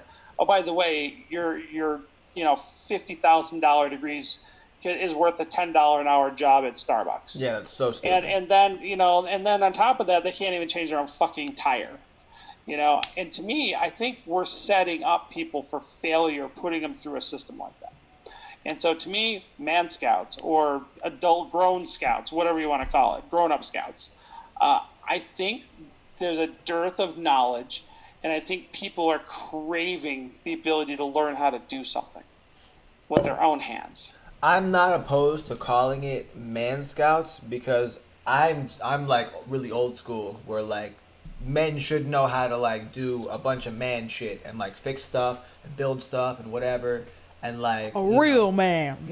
I'm not saying that ladies are like these little dainty my little things, wife, but who by the way also has a medical degree, she's a doctor by training, and she can run a fucking chop saw and she can put in concrete. So it's not just a man thing. So my No, really look. dainty wife, who's got all this education, she can out there I'm and not. she'll put up drywall and paint. It's Yeah, like, but I'm not saying I'm not saying that it's a purely man thing. Like obviously, there's going to be some women who like that and who want to be able to do for themselves, and that's admirable and that's great. And I think that's at very least some women should probably want to be able to do those things. But I think that all men should be able to do man shit. I think that's a prerequisite for being a fucking man. If you can't change a tire, like don't look me in my eyes. Like we're not on the same level. Like it's different. So I think it's like this. I think good parenting means that when your kids are 18, they should be it self-sufficient. was called the Army when I was in it for Man Scouts. That's funny. That's really funny. That was a funny comment. is funny. Who was that? James? No, who was that? Tex Crypto. Tex Crypto. That was funny. That is funny, but he's right. And I was a Boy Scout, so I mean I'm not anti Boy Scouts or anything. I just think that. How far did you make it in the Scouts? I got to life. I didn't make an Eagle. Okay. I got to life. No, same shit. I never made Eagle either. But it was too much work. Right. I was just like, yo, I'm over it. I'm about to be 17. Like, Yeah, I went through the same thing. You get to it's funny because Scouts weren't cool. So if you're still a Scout when you're 16 or 15 and 16 and you start high school, you get fucking hazed. Yeah, not me. It was different, but I feel you though, But I'm I never allowed anybody to bully me, not one time. Even if I lost a fight, I still fought. Like it's just you're not bullying me. It's not going down like that. Well, I think people need to learn that too. Is to defend yourself. Right. And to fight back and be persistent. I think that's part of it. But I raise my kids differently. I have 4 kids, so it's we homeschool our kids. My kids don't go to public school. And my kids learn Good. all sorts of hands-on skills on top of the academic because I think both are important. Mm-hmm. So I don't just bitch or complain. I live it, and I've tailored my life, and my wife and I have tailored our lives together so we can be, that it's conducive to be able to raise our kids in a way that we feel will make them the most successful adults. Right. And to be self-sufficient. All my kids can cook. All my kids can do laundry. Even my 9-year-old can cook from recipes, really hardcore stuff. My almost 14-year-old daughter, my oldest turned 17 yesterday. But my next daughter, she's going to be 14 day after tomorrow. And she can cool. solder and do wood Fire. burning and all sorts of crazy crafts that she just teaches herself crazy shit on YouTube, and then she's an expert. I posted a version of the Scream she did. She's like, I want to learn to do this drawing. Can I go on YouTube and do this drawing? I'm like, sure. She comes back 2 hours later. Look at my Twitter stream. I put a picture of her she did a version of the Scream. And it's 2 hours later after watching a YouTube video, she's got a whole thing of the Scream she painted. It's what the fuck? It's pretty amazing when you encourage kids to try new things and to experiment and to do things with their hands, what they come up with. And sometimes I'm it's like the soldering thing. One day she's like, I want to learn to solder. I'm like, what? Got her a solder station. Dude, she can solder anything now. Circuit boards, all sorts of crazy shit, just because she taught herself. And she's really patient and persistent. I can't solder as well as she can. I had to learn soldering because I've just been a hustler my whole life, and I found out about mod chips by accident from a friend of mine. Mm-hmm. Which, if you're not familiar, if you're watching right now, mod chip is this thing that you would open up your Xbox or your PlayStation or whatever, and it was a little chip, and you would have to solder it into your actual Xbox and make it a part of the Xbox or whatever, and it allowed you to run custom software on there. So most people used it to back up games. We'd rent a game or borrow a game from our friend and then burn it, or put it on the hard drive of the Xbox or whatever. So anyways, I had to teach myself that because I did one that was solderless and it worked a little bit, but I wanted to be able to sell it to people, and so I needed a more permanent solution because I could open it back up and then take the little wire and shove it back in the hole where it was supposed to go, but I wasn't gonna have my customers do that. And so I ended up selling somewhere between 40 and 50 different like Xboxes and PlayStations that had like a mod chip in them. So I'm pretty sure that's illegal. So if it is, I didn't do that. But if it's not, I fucking did that. Were you the guy walking around with like the duffel bag full of like you know bootleg CDs from the movie? Sort of. So I wasn't at the movie theater, but in high school, I definitely sold like you could just give like what mixtape do you want, and I would go home and I would download everything and I would burn it for you. So like She knows what I'm talking about too. That's This guy, hilarious. Like, hey, I didn't have like it wasn't these DVDs. So Which one do you want? I never wanted to like just be like, oh, I have the new whatever CD and then like sell that. It would literally be like custom requests. Like I'll make you like an actual like mixtape of whatever you want, and like I'll burn everything for you onto a CD. You can put it in your CD drive back when that was a thing, which is not anymore. And I made a little change that way. $5 per CD, which was nothing really, and then I made a ton of fucking money. So a true story. About 5 years ago, I was working on a legal case in Chicago with an attorney at a big giant law firm, and we had to go do a site visit. So I flew out there, and it's just me and the attorney driving, and it was in like a really bad neighborhood in Chicago. I don't know if it was South Side or whatever. I don't know I don't know where my way around Chicago very well. And it was like, we need to get some barbecue. And I'm like, what? So we pulled over just like totally in the hood in this barbecue restaurant. We're about as white as you can be. And literally this guy walks up and he's like hawking off the DVDs. I bought like $20 worth of DVDs off the guy. And I'm with an attorney. He's like, oh, it's a good deal. It's pretty funny. So that's why it just reminded me. Yeah. So you admit you like to bootleg. My wife and I used to own I call it our ghetto liquor store in Denver. We actually owned a liquor store in the worst neighborhood in Denver for a year. We bought a distressed liquor store and we flipped it. It was a closed liquor store. We bought it for like peanuts and then opened it, renovated it, marketed it, built up the business back, and then sold it. So we had those guys walking in with DVDs all the time too. So it's kind of cool. Interesting. I've done a lot of weird shit. I mean, I really have. It's okay. The other day, somebody got me for check fraud, so there's that. Oh, Jesus Christ. Don't say that. Stop it. We talked about it. You don't talk about that. What's going on here? Anyways, it happens. That's life. Weird shit happens. I'm not fucking cheersing you to that. What are you doing? I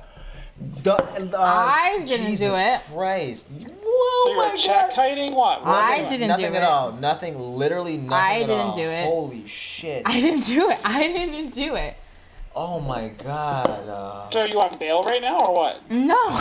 No. I have a clean record. I've never done anything in my life. What actually happened is someone told me. No, this is a true story. Don't tell the story. It's not a bad story. Annalise. Excuse me. As your lawyer, I demand you stop. You don't have a law degree. Wait a second. Don't throw anything. I'm not throwing anything. So what actually happened was, because then the feds, if they ever come after me, they'll be like, oh, this is true. So they're gonna ask you why you didn't fucking go to them, Annalise. Well, maybe I should, but maybe I shouldn't. You shouldn't fucking talk about it on the internet. What is happening right now? Whose man's is this? I'm not a man. Exactly. I'm so a lady. Shut up. Oh, women speak, men don't talk. Actually. All right, hey, have fun. Yo, have fun. Okay, so the story is that somebody had asked for. I was looking for a exercise gig, whatever. I was just like scrolling around the internet, and I'm like, okay, whatever. So I ended up finding this person that decided to hire me to help them with their payroll department. Little did I know, they had me printing all types of shit. And then Tim, because he's street smart, told me, hey, Annalise, that's actually not legal. And I'm like, whoa. That's what happened. I was unaware. So it is what it is. Yeah, you should call the cops.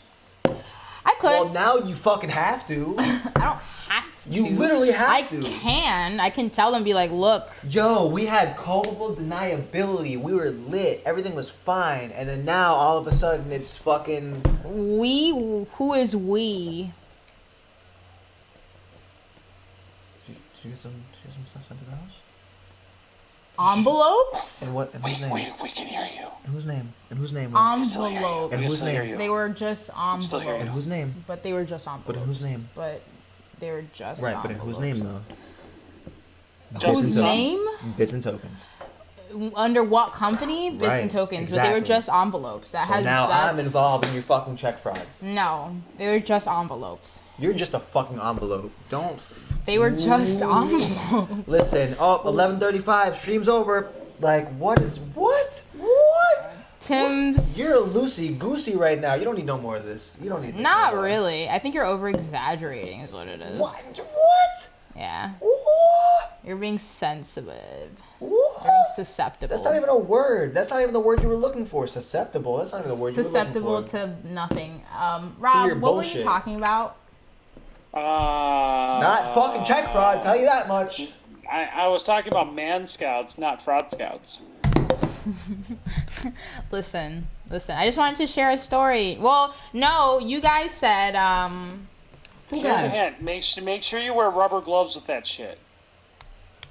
well, I don't intend on doing anything like fraudulent. That's not my thing. I run a company and that's all I do. Rubber gloves. Just make sure you do rubber gloves. Don't Rubber lick the gloves. stamp. Use DNA. You don't want to lick anything on the envelopes. Make sure you use a sponge. Don't lick it. Use a sponge. How to get away with murder, I don't- guys. Listen, I don't need you being a fucking bad influence, okay? Me and you are really good friends, and I don't need you being a bad influence on this one, okay? I'm just saying, protect yourself out there. It's a rough world. Yeah, is protect a yourself rough by world. not fucking doing check fraud, goddammit. I didn't know. You probably should call a detective or something. You 100% have to at this point. I'll tell him tomorrow. Fucking Christ. It's oh fine. my god. I can just. Detectives don't work in the middle of the night unless it's a homicide anyway. Yo, so. my heart, my literal heart right now, I cannot. I'm gonna fucking keel over right now. I don't understand why. No VSOP. Oh, no, that's what I'm drinking right now, but it's fine though. No one's making me angry tonight. Everyone's like super. Did you see when I asked her about the fucking 3D printed guns and she was like, "Yeah, fuck it, print more." What? I'm with That's it. a good girl. That's Yeah, a good girl. she's lit. She's fired. Have you ever seen 3D printers? They're actually really cool. Like they're really No, they cool. fucking take forever. They do. So Well, you're from New York. Where's she from? I'm here. from here. People are from Miami. I didn't think anybody was from Miami. I thought they were like old people from New York that all moved there. No, all the Coke babies are from Miami. All the Coke babies are from Miami. Oh. Don't listen I don't to think. him. No, I don't think you were a Coke baby. I Your- was your not people a probably Coke came like baby. after the whole like Coke situation. Well, my people aren't like of those descendants that brought the Coke. So No. Listen, everybody was getting down with the Coke money back in the day. You either sold it, promoted it, fucking had a nightclub built on it. Like everybody was getting Coke money back You're in the talking day. about the 70s and the 80s then, right? Yeah. That was back when. Gotcha. You know. ran off Well, the you know, plug. you got- Had to run off the plug twice. Oh, plies. That's funny. You got the Jake, and you got the Jamaicans, the Haitians. You got a lot of different communities doing all sorts of crazy shit. No, we really do. This is like really like a super big melting pot. But I will say that it's a very Caribbean or Caribbean, however you want to pronounce it, centric melting Caribbean. pot. Caribbean. Okay, Pirates of the, but the point is, Caribbean. Sure. Exactly. I like the Caribbean. I've been to the Caribbean a bunch of times. you ever been to the Caribbean though? No, I've only been to the Caribbean. I've been, But I do like. Have been to you both. ever been to the Caribbean? I've been to both, actually. I'm from there. Ooh. Like the potato kind of thing? Like the potato. So where have you been But here's in the the Caribbean? here's the thing about potato is I don't know anyone that pronounces it potato. So like that's really not a good. Reference. Because Yeah. no one pronounces a potato. It's just more like a nana thing. Nana, nana, nana. Okay, now, What? when she said it, I understood it. When you said it, I was like, "What the fuck is happening right So now?" where have you been in the Caribbean? Jamaica like 3 or 4 times. Puerto Rico a fucking bunch of times, like at least 5 times. I've not been to the Dominican Republic, but I do want to go there. Or somewhere else. The Cayman Islands. Cuba's beautiful. Grand Cayman is actually really nice, and right where all the cruise ships dock, they have this one little like scuba diving whatever place where like you can rent like scuba equipment, and like I'm scuba certified, PADI, we out here. And so like I rented some equipment and I went like right off of like right where the cruise ships dock or whatever. So like that was fucking shitty, but they have this one spot called Devil's Grotto, which is really lit, except for the one person that's died there, and like I guess they left like a memorial like in where like I was like fucking scuba diving and shit for like the person who did not make it out. And I saw that and freaked the fuck out. Like, I freaked out. It was like a little memorial for someone who died right there. And I'm just swimming like, oh, this is nice. I'm in like a tight-ass little cave underwater. Oh, shit, a memorial. It says that this person's fucking dead. Here. So, that was scary. But then getting out of the water was not fun at all. So, probably don't scuba dive when you go there. Just... I did scuba dive there. I actually got open water certified in Grand Cayman. Oh, really? I got my open water certification in Jamaica, which that was really fucking nice. I recommend anyone who wants to get PADI certified to go to fucking Jamaica and do it, and not Grand Cayman, because the waters there are fucking terrible. What's a good place? I like Curacao Never been there. as well. It's between Aruba and Bonaire. And then I would never go to Aruba because that's a Dutch-owned colony, and I do not They agree all with are. the Dutch. well, they were a Dutch-owned colony, so they're not. Aruba is still Dutch-owned. What do you mean? Curaçao's not though. Curaçao's independent now, but it's still Dutch influenced. Aruba though They Aruba is Dutch-owned, and they speak Papiamento there. Papiamento, but is like their weird like I don't know, pig Latin-y kind of Right. Caribbean language. That's fucking cool that you but- know that, because I've never said that word to anyone, and they knew what the fuck I was talking about. But like, that's, Papiamento, yep. And so, yeah, Curacao, I believe Curaçao's independent now. And I don't know about Aruba and Bonaire, but they call them the ABC Islands. But they were all Dutch islands. So they were more African and Dutch rather than like Latin. If you look, the different islands in the Caribbean, depending on who owned them and how many slaves were there, it kind of changes kind of their demographic. Like it's like you look at the difference between DR and Haiti are very different, even though it's the same damn island, right? Hispaniola is one fucking island. They all have the same exact genetic makeup. So the girl sitting next to me is technically Haitian. I'm just saying. No one looks like me. I went to the Dominican Republic and no one looks like me. We've been meaning to tell you that you are adopted, but No one looks like me. Dominicans do not look like me. I want everyone to know that. No, yeah, you're adopted, but Like, that's not it's the point. crazy. That's not the point. The Crazy. point is that Well, what do they look like then? A lot of them looked very mixed, like mixed. Like they look like they're mixed with black people. Like I don't necessarily. they are look- black people. A lot of those islands are No. like I that. understand, but Even they Curaçao's don't like that, too, look but, like me. Belize is like that. yes, They don't look like me. Like they all look alike, but they don't look like me. that's true. Like if I show you a Dominican you from honestly- the Dominican you- Republic, you really they don't. don't look like me. Except for your lips, you have Dominican lips. What does that even mean? But they don't look like me. Google it.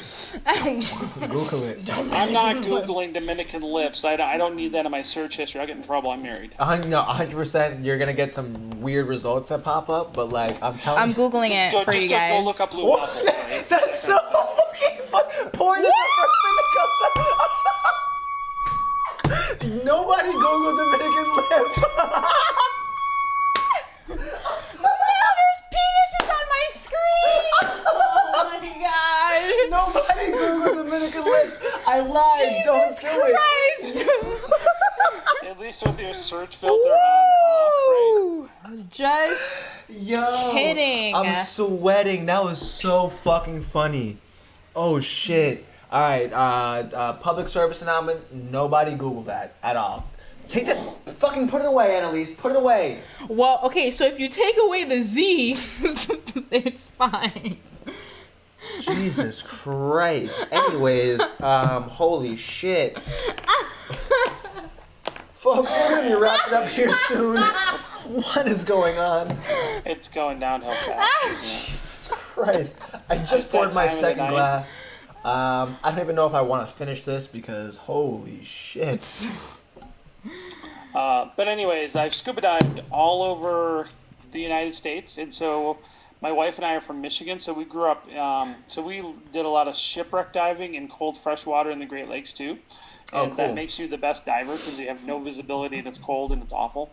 But if you can learn to like navigate that, you can become a good scuba diver. But I've also scuba dived off the coast of South Carolina, off Myrtle Beach. And then I did a bunch of shipwreck diving in the Great Lakes. I've dived in Ohio in quarries, and then I've dived in like Lake Tahoe, in Bear Lake up in Utah. So I've dived all over the place. I think I've done 140 dives, Oh wow. and I'm nitrox certified.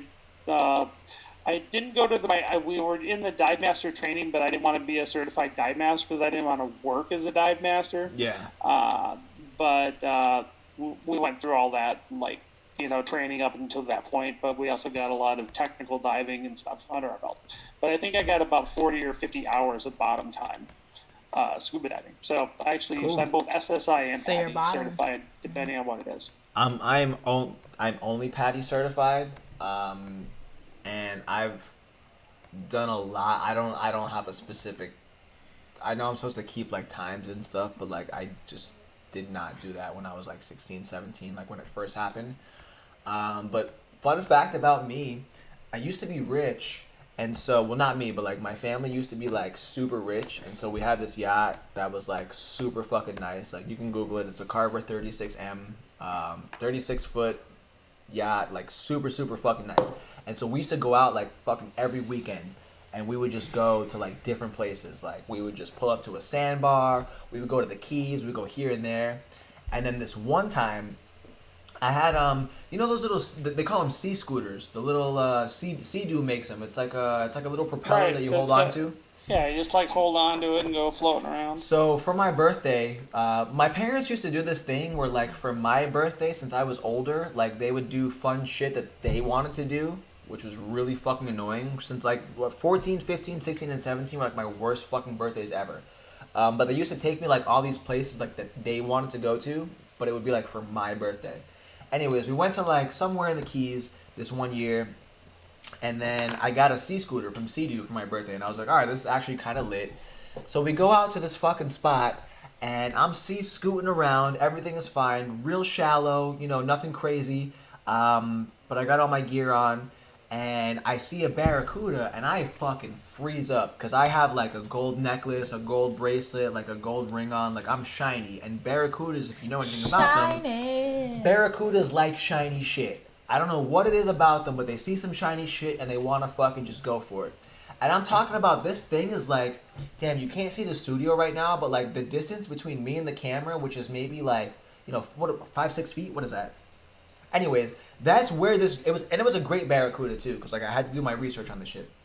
So it was a great barracuda, and the shit's just looking at me, and he opens his mouth, and I literally hear like a fucking like a hissing, like he's pissed. And I'm just fucking shining up. The sun is shining on me, and my gold is all glistening and whatever. And I fucking no. They make like they make a fucking it's like a sinister fucking hissing noise, like a fucking basilisk. Like it's disgusting. And I fucking just dropped Underwater. this. I dropped the fucking. That's what I heard. Okay, I don't know if the panic was just. I don't know if my blood was boiling from panic or whatever. But when I recall this event in my mind, it was like this. Not a hissing like a snake, but like a.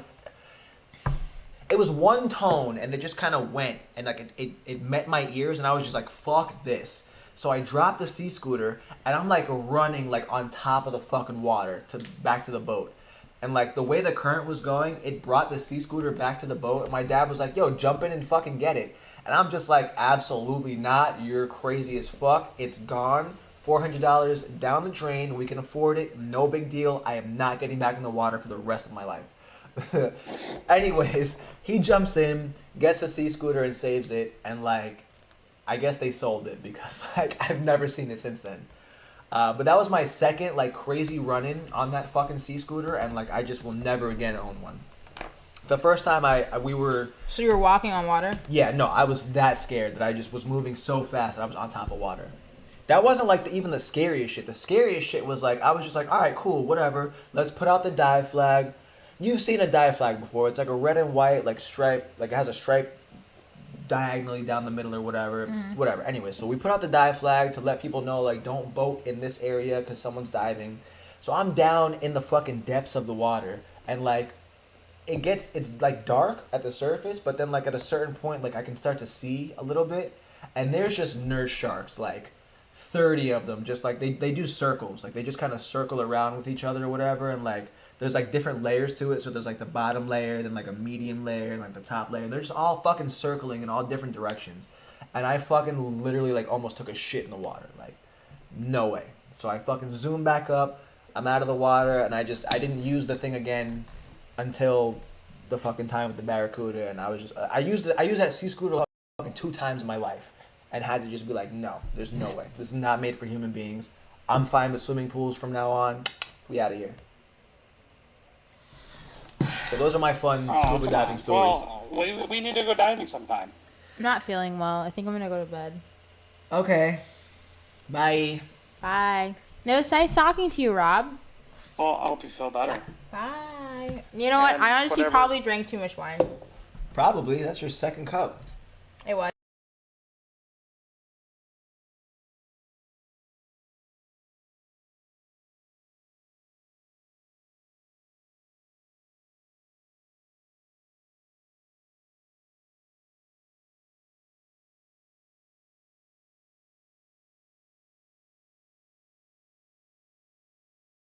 Wait for it. Wait for it. All right, here we go. We're back. Adam Manga in the building. So anyways, look, everyone, what I want you to do for me personally is I'm going to go ahead and put Annalise's Twitter in the handle. If you don't follow her, and then bother her about her birthday, which is in 9 minutes, 8 minutes. I don't know. My computer time is not correct. There we go. But we are back online.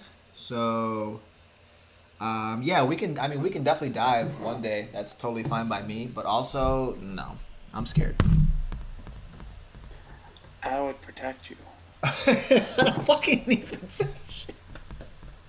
I don't need protection, Rob. Okay, I don't need you to patronize. What's the word that I'm looking for? I'm drunk. Don't patronize me. There we go. It's not, but dude, I just would say I'd have your back. Okay, would that be the more manly way to say it? I got you. I'm with that. Yeah, you can back me. I'm with that. Okay, so Adam Manka dropped in and then dropped right back out. You're terrible, but goodbye. Love you. Buddy of mine dropped into the chat and then just dropped right back out. So that's perfect. He missed all of our cool fucking conspiracy shit earlier. He would have loved that. Well, we'll have to do more in town when, BTC Miami's only like, 3-4 weeks away now, isn't it? 3 weeks away? Yeah. So January 14th is Washington Elite. The 15th is also Elite. But I think also on the 15th is when North American Bitcoin Conference starts until the 17th. Either or it's the 16th and the 17th. One of those. It's either the 15th and the 17th or the 16th and the 17th. One of the two. I probably need to get my airplane ticket. Where should I be? What's the best place to stay down there during that event, you think? I always hotel? tell people to go to the Epic. If you can book it in advance, it's usually like only like 90 or like $100 a night, which to be in downtown Miami for that price is really not bad. But is that the venue? No, the Epic is just a hotel that's just kind of out there, and it's near the Bitcoin Center Miami, which the Blockchain Center, Bitcoin Center, same thing. It's where I work out of, so it's in the right area for that all to work for you. So that's my recommendation usually when I try to convince people to come down. And I've never heard a complaint. Everyone always loves it. Anytime that I've been there, it's always been really nice. So the Kimpton Epic Hotel, is that it? I think so. Okay, we just call it that's the on- Epic, but Okay, on 270 Biscayne Boulevard. yeah.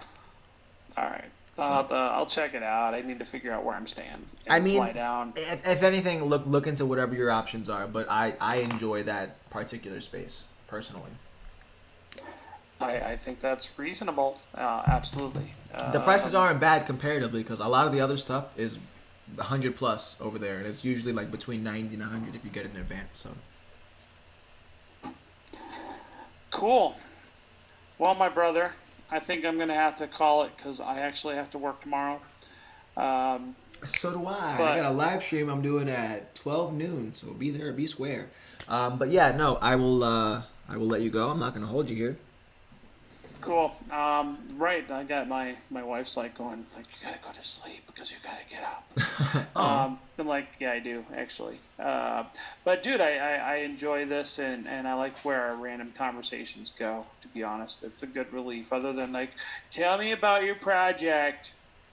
Why didn't you do this with Bitcoin? You know, the typical. no, yeah, for sure. The thing about it Yeah. is like I don't. It's not that I don't want to know about your product. I already know about it, and like if people want to know about it, Right. they can like look up stuff. I want to know more about you. I want you to just be you, and that'll tell me what I need to know about your project, if that makes sense. I can respect that, So and that's why I'm cool and I like hanging out with you because I am just always gonna be me anyway. Because I try to be, I don't front shit. You know, it is what it is, and I try to be direct because I think that's the most efficient way to do life, is to not try to dance around and play shit and pretend you're shit you're not. exactly. You know, it's like it's even with like my project. People are like, "Oh, what do you do?" I go, "I don't scrub my LinkedIn." You know what I do? I'm a fucking floor inspector and I'm a forensic consultant in my day job. And so that's a sexy way of saying that I crawl around on rich people's dirty floors for a living and then I testify in court about the shit. Oh, It cool. pays great though, but that's what I do. And I don't. And if you go to my LinkedIn, it's got crypto shit right next to the weird floored shit. And then I just went to welding school. I graduated in June, and I went through a year and a half welding program. I was a certified welder, and I have an MBA. So back when I was a corporate guy, but I've been independent, well, self-sufficient entrepreneur, meaning for 15 years. So I've been making a living as an entrepreneur for 15 years now. And it's kind of funny because I went to graduate school and I was a corporate guy, and then I got out of graduate school and got into the flooring world of all things and was running flooring companies. So it's kind of weird. I went like white collar. I grew up poor, white trash. Got myself indebted. Went to college. Tried to be corporate for a while. Found out that I really hated it, and then I kind of went blue collarish, but smart is the only way I can describe it. So I got this weird work history, but I have a lot of experiences doing lots of different things. Gotcha. And so, you know, I don't hide it. I don't pretend that I'm something I'm not. If you go on my LinkedIn, it's got all that shit in there because it's part of who I am. I have done all these other weird things, but that makes me better at what I do because I'm good at adapting to new situations. And I've done pretty well for myself. I'm 47, so I've done okay in my life. I can't complain. I really Hey, can't. So, listen.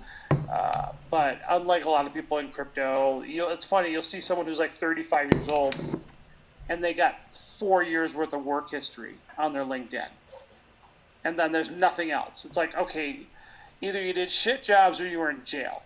You know, you did something in that time period since you were like a grown up. I mean, in all fairness, I don't have my entire work history on my LinkedIn either because I don't Right. think that it's. I'm not gonna Okay. list like Cold Stone Creameries like on my LinkedIn. You know what I mean? Like, You know, but that would tell me something about you, believe it or not. would it? It absolutely would. If you know, I mean, if you're 35 and working at Cold Stone, maybe. It Well, no, would I tell was me- I was 14 though. My first job was when I was 14. Like I But can't. how old are you? 29. Okay, so you're 29. Okay, that's not really relevant. Usually people look at shit you at least did from high school or after college on, right? Things you've made a living doing as, you know, as an adult.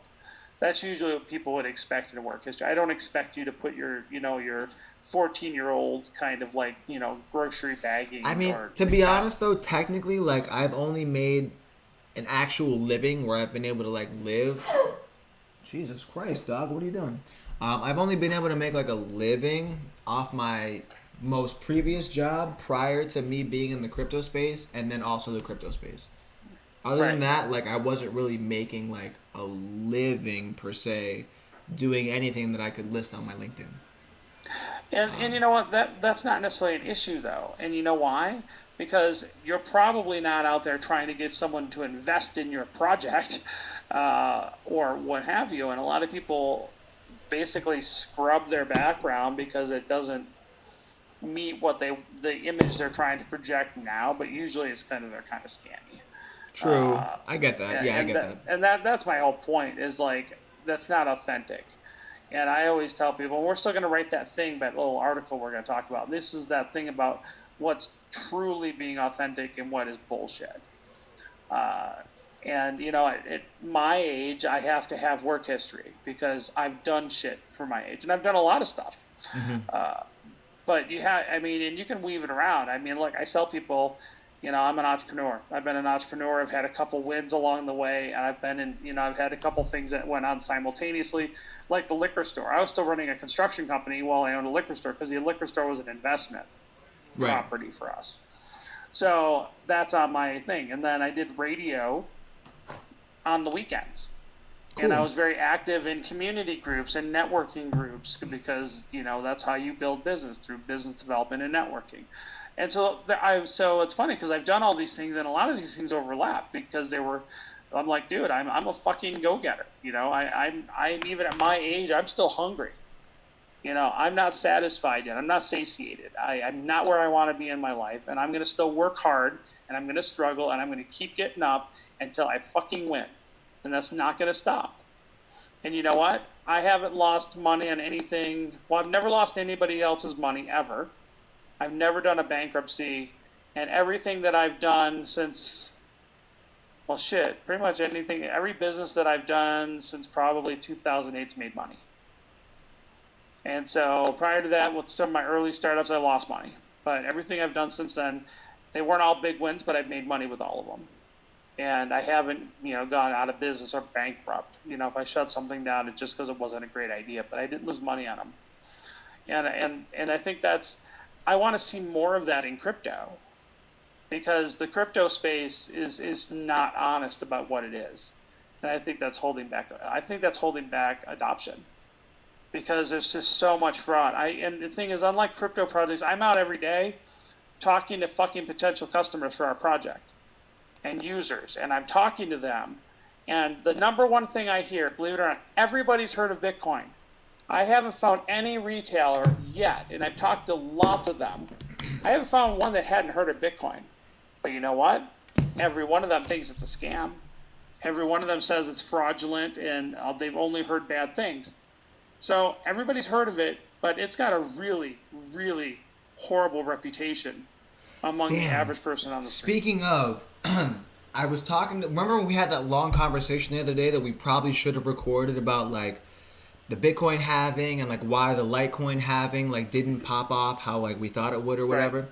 So I was having a conversation with somebody after that, and they were telling me that the reason why the Litecoin halving like didn't have the same effect that we thought it would based on like, what Bitcoin did in the past, is because nobody's fucking using Litecoin. Nobody cares about it. So comparing that halving to the Bitcoin halving, where like, 90% of the people that are in crypto because of Bitcoin, right? Like, right, but no one uses it. They invest in it. But well, some people do use it, and damn, very few. I didn't get to talk about it on this stream, but there's like an issue in Australia with like a couple merchants who were using Travel by Bit, where like I saw your article, the double spends. That's crazy. And neither here nor there, but I just thought it was like worth mentioning that, like, because we had that conversation on the phone that I think would have made a great podcast. And speaking of that, I think that maybe me and you probably could do a podcast together, and, sure. and people would probably really like it. Because we see eye to eye on a lot of stuff, but we disagree on enough stuff that it would make it a very interesting podcast. In my opinion, I think. Because I really enjoy we've been on the phone for, an hour and a half, and it's like no big deal. You know what I mean? And like, I think that people would like to listen in to our insight back and forth, like just our honest, this is how we feel about shit. And so I think that we could probably do a podcast together, honestly. Yeah, I'm open to that. And we should do something maybe over the weekend or next week, because I'm actually pretty free next week.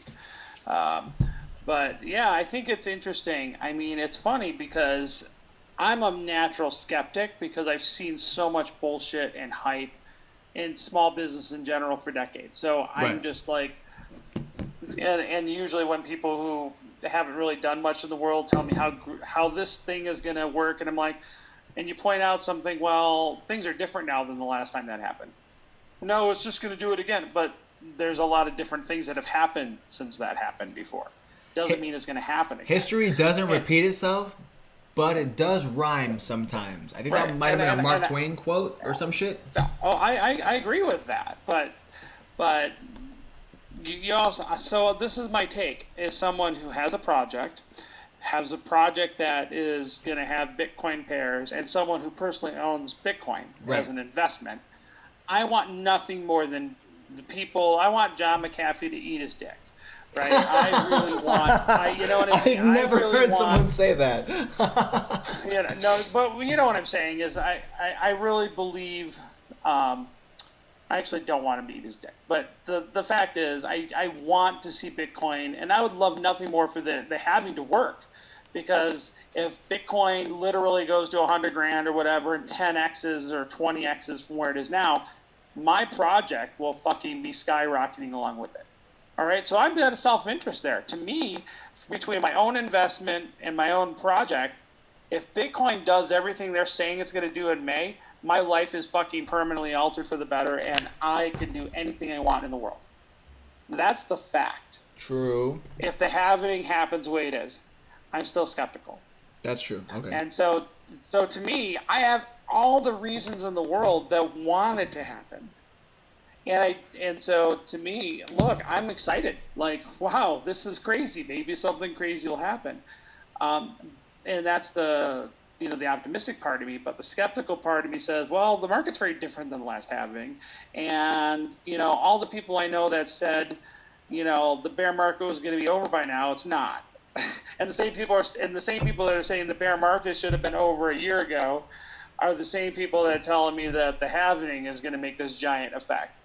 And so to me, I'm skeptical because of the sources of information, the oracles that are telling me that Bitcoin is going to do all these things. But the one thing I always tell people why I'm skeptical about the halving is that the crypto market is vastly different. It went through a paradigm shift. So if you want to, and past performance is not indicative of future performance or results, as they say. And if you look at all the halvings before, it was when there was the max of like 5 or 10 coins in the market, right? 4 years ago, there was hardly any coins in the market. All right, all these ICOs and all these tokens didn't exist 4 years ago. You had Litecoin, Doge, Dash just came on the market, Ethereum was in its earliest stage. That's about all. You had a Digibyte, you had a couple things. Right. But if you think about the market, that's all there was. And so a couple things happened. One, you now have 5,000 projects on the market in various states of death. Honestly, And then yeah. on top of that, we went through that fucking massive bull run that peaked out and put crypto on the map. Crypto was not on the map before 2017, 2018, that big bull run. That is what put it on the map. So That's true. to yeah. me, so that never happened in the history of all the previous halvings. So now you got a vastly different market, a whole lot of new players and entrants to the market, and you have a lot of different projects in the market now also competing for investments and doing different things. So to me, all those variables I don't think are being accounted for when people say, well, it's just going to do what it did 4 years ago. And I don't believe that. That's because true. things are very No, different now. Yeah, I So see the- you. Yeah. So the 4 year ago halving, I don't know if it was 8 years, 4 years before that, but if you look at the halvings before that, the market was very homogeneous between the previous halvings, right? So because you had very few to no players in the market, you didn't have it actually be at least mass awareness. Bitcoin, I do believe, has mass awareness now. Everybody's heard the name. Right. No, for sure. Anytime. Whenever. And so those. Whenever I explain like oh, what do you do for a living? Like, oh, my thing is like, oh, I always start with like this, like, have you heard of Bitcoin, cryptocurrency? And then I can explain like that I'm a blockchain media company. So Right. most people have heard of it. So go on.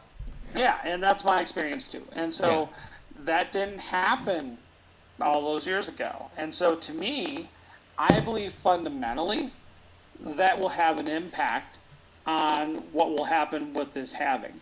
The other thing is, I know a lot of people lost a lot of money since that last halving, because you look at the players that were buying Bitcoin 4 years ago are very different than the players that are in the market now. Just because the numbers are different scale. So to me, I'll be honest, I don't know how that's going to affect it, but I do believe it will have an effect. I think so. And so to me, that's the skeptical part of my brain just says, I think something's going to happen because everybody's telling everybody something's going to happen. So because of that, it's almost like a self-fulfilling prophecy. Yes.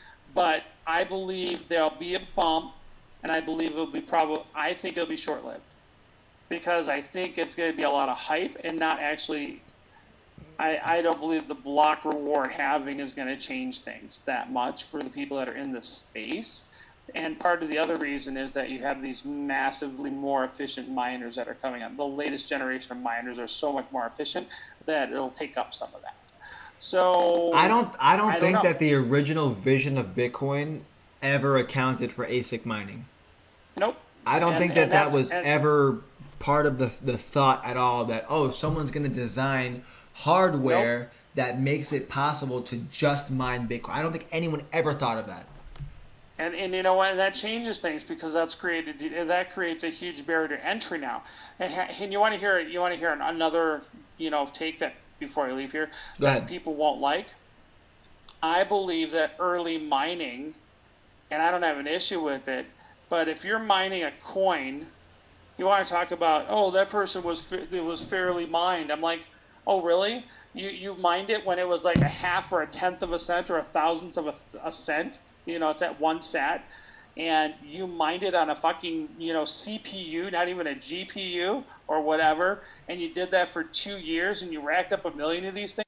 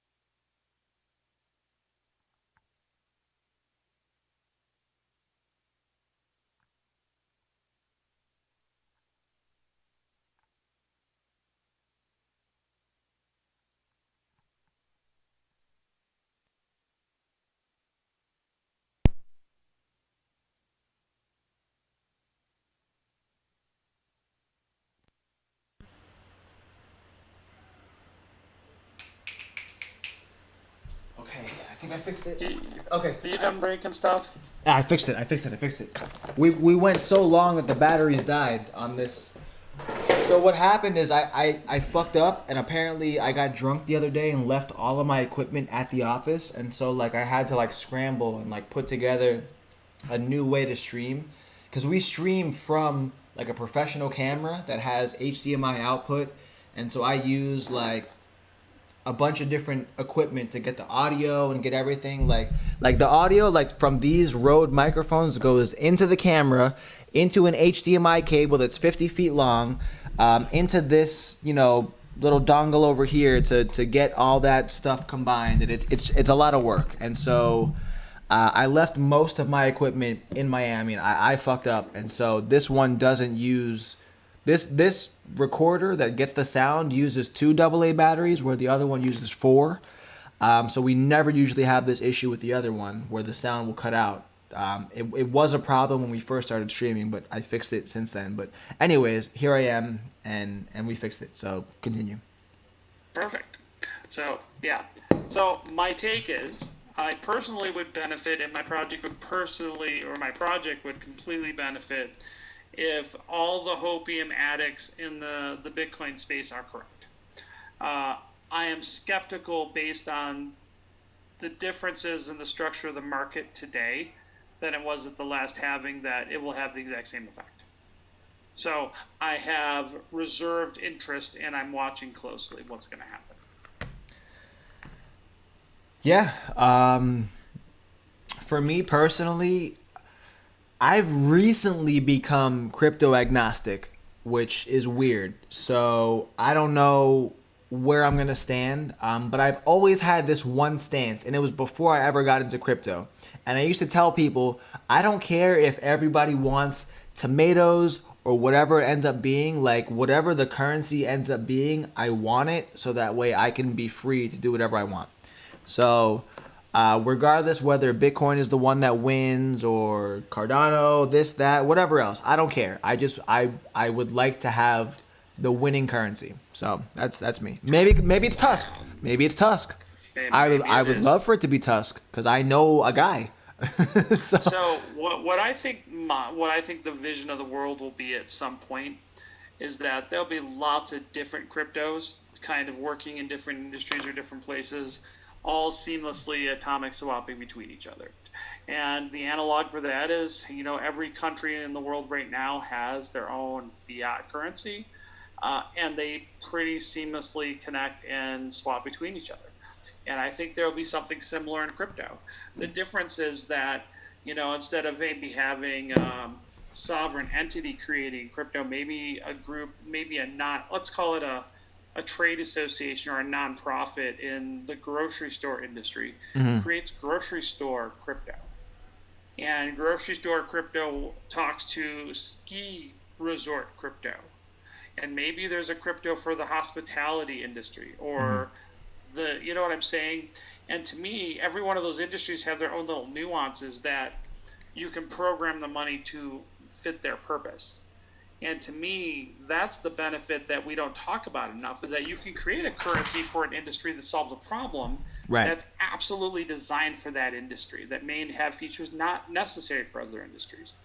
And to me, I think having one or only one or two major cryptos for the planet is actually inherently insecure and dangerous, because now you have all the sovereign state and non-state actors that might want to try to put all the resources at one of those to take it down. You take down the whole system. Right. Whereas if you have hundreds of, different types of cryptos that all could fulfill similar functions, and if one went down, one other could fill its place, all working with each other, you have hundreds of organizations now cooperating in this kind of mosaic fabric of an ecosystem between those different cryptos. To me, that's an actual safer world. See, the way that I look at it is like, one, we have however many fiat currencies that there already are, and at some stage you can trade one for another to eventually get to what we consider the reserve currency, like the US dollar, right? And so let's say even maybe Bitcoin might be that reserve currency. Like, that's totally fine, like whatever. But even if Bitcoin is the world reserve currency, like we actually do treat it like a store of value instead of the initial proposal of it being a peer-to-peer coin, even though it's more of like a miner to peer coin now. But like if we were to consider that like the store of value, like the gold of the world, what we could do is have more specialized currencies, like you said, like a grocery coin or a ski resort coin or whatever, and all of the people in that industry could adopt one thing that made sense for that industry, right? Like a car rental coin or whatever the case may be. and we could have Travel hundreds of coins. those. Right, exactly. We could have hundreds of those, and it would be totally fine by me, as long as there was still something that we could kind of, or maybe a group of things, but like not hundreds. Like, if there was like 3 Bitcoin, whatever, just something that's easy that we can all say like, this is the actual, money. This is the real backbone of it all. But for this thing, you transact in this, and for this thing, you transact in that. But because it's all crypto, we can just interchange real quick, atomic swap, whatever, and do what we got to do, and then take it back to what we consider the actual money of, Bitcoin or Bitcoin Cash, whatever it ends up being. Yeah, the mothership, and and I think that's kind of like a hub and spoke system. Yeah. And I think that's not necessarily bad. I like the idea if you had no hub, just spokes, all talking to each other, more like the tangled web rather than a hub and spoke system. Okay. Because then you still have that central point. But we'll see what happens. I think that we're really young in here, and I mean Cardano is just coming online now. Like, we don't even know what Cardano is going to do to stimulate adoption on demand for their project. We just know that it's got a lot of features, right? So we don't know what they're going to do, if anything, different than any of the other smart contracts platforms out there. Well, So I do know that that's Charles another- Hoskinson loves to party. That's the Right. homie. Yeah, So but my point is, that's a big game changer, right? We don't Yeah. know what effect that present. So, and what I mean by that is, you hear, and this is where I think a lot of these projects that are like, engineer led, is that none of them really have a plan, or at least address publicly how they're going to stimulate demand for their crypto from the end user. A lot of them talk about, we're going to incentivize people by creating features and benefits, but that's like an engineer fallacy. It's the build it, they will come mindset. And so we don't know what effect projects will have that actually have a real, basically, marketing plan, for lack of a better term, out there on the market. We don't know what Cardano's going to what effect Cardano will have on the market. We have no idea what Tusk's effect will be on the market. And we don't know what's going to happen between now and May. I mean, just in general. I mean, it's True. 5 months from now. We also True. don't know what's going to happen to the macro economy as well. So there's a lot of, to me, I don't think it's a slam dunk that Bitcoin's going to go apeshit. That's my point. I would love nothing more for it to do but go apeshit, because I personally and professionally will benefit immensely. And if that does happen, I'm just not, I'm not out there saying, oh, it's going to happen, it's going to happen. I'm like, well, what about all these other factors? Oh, it's no big deal, just dismiss those other factors. I'm like, well, the market's fucking different now, so you got to say, you can't just dismiss those effects. that's true. But we'll see what happens. We'll So, see. all right, brother, I got to go. We'll talk, we'll get a hold of each other this weekend. We'll do that. We'll do a show and just talk about some of those things that we've been talking about offline. Yeah, for sure. Because I think a lot of the stuff we've been talking about, the people should be in on. Some things just for us, but then some things I really feel like it would benefit a lot of people. So you're a great mind. I feel like personally I'm a great mind, and I think the world deserves that. Just my opinion. I can respect that, brother. You have a great night, man. Thank you guys, and thanks for everybody that's listening tonight and listening to my babbling. You as well. See you later. Bye. Bye. And that, all right. Cool. So let me fix this real quick. Transition. Where am I? All right. Okay, cool. So is anyone still watching right now? Let me go back into the chat. Is anyone still here to where we should keep it going? It says that I've got 3 in the chat right now. I don't know if there are. If there's anyone in the chat right now, say some words and I will keep going. When I say in the chat, I'm literally only talking about YouTube, because I refuse to look at DLive and like all those other places. I guess maybe I should. I don't know. Let me see what this chat's looking like. Yeah, I don't think. I don't know. I don't think anyone else is really anywhere else. I'm gonna look on DLab, I guess, and see the fuck is going on. Whoa, whoa, whoa! Don't yell at me, bruh.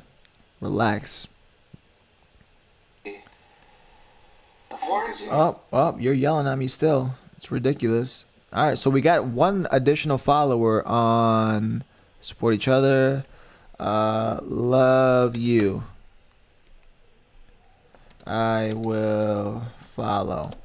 So I'm just gonna go to each individual platform here, no big deal, and just kind of see what is going on. I don't think anyone is still here. Okay, so Max is still conscious. Max, let me ask you a question, Max. Where are you from? Where are you? Like, where's your base of operations? I guess you could say. Like, are you South Florida? Like, what's your situation looking like?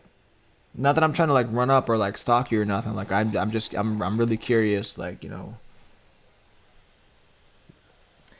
So Max says, I like the price feed at the bottom of your show. Nice touch.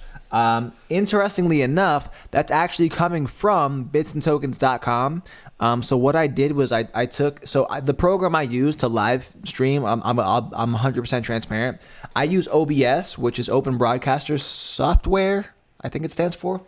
And then it allows you to use a browser, right? And so that is actually the bottom of my browser window for bitsandtokens.com.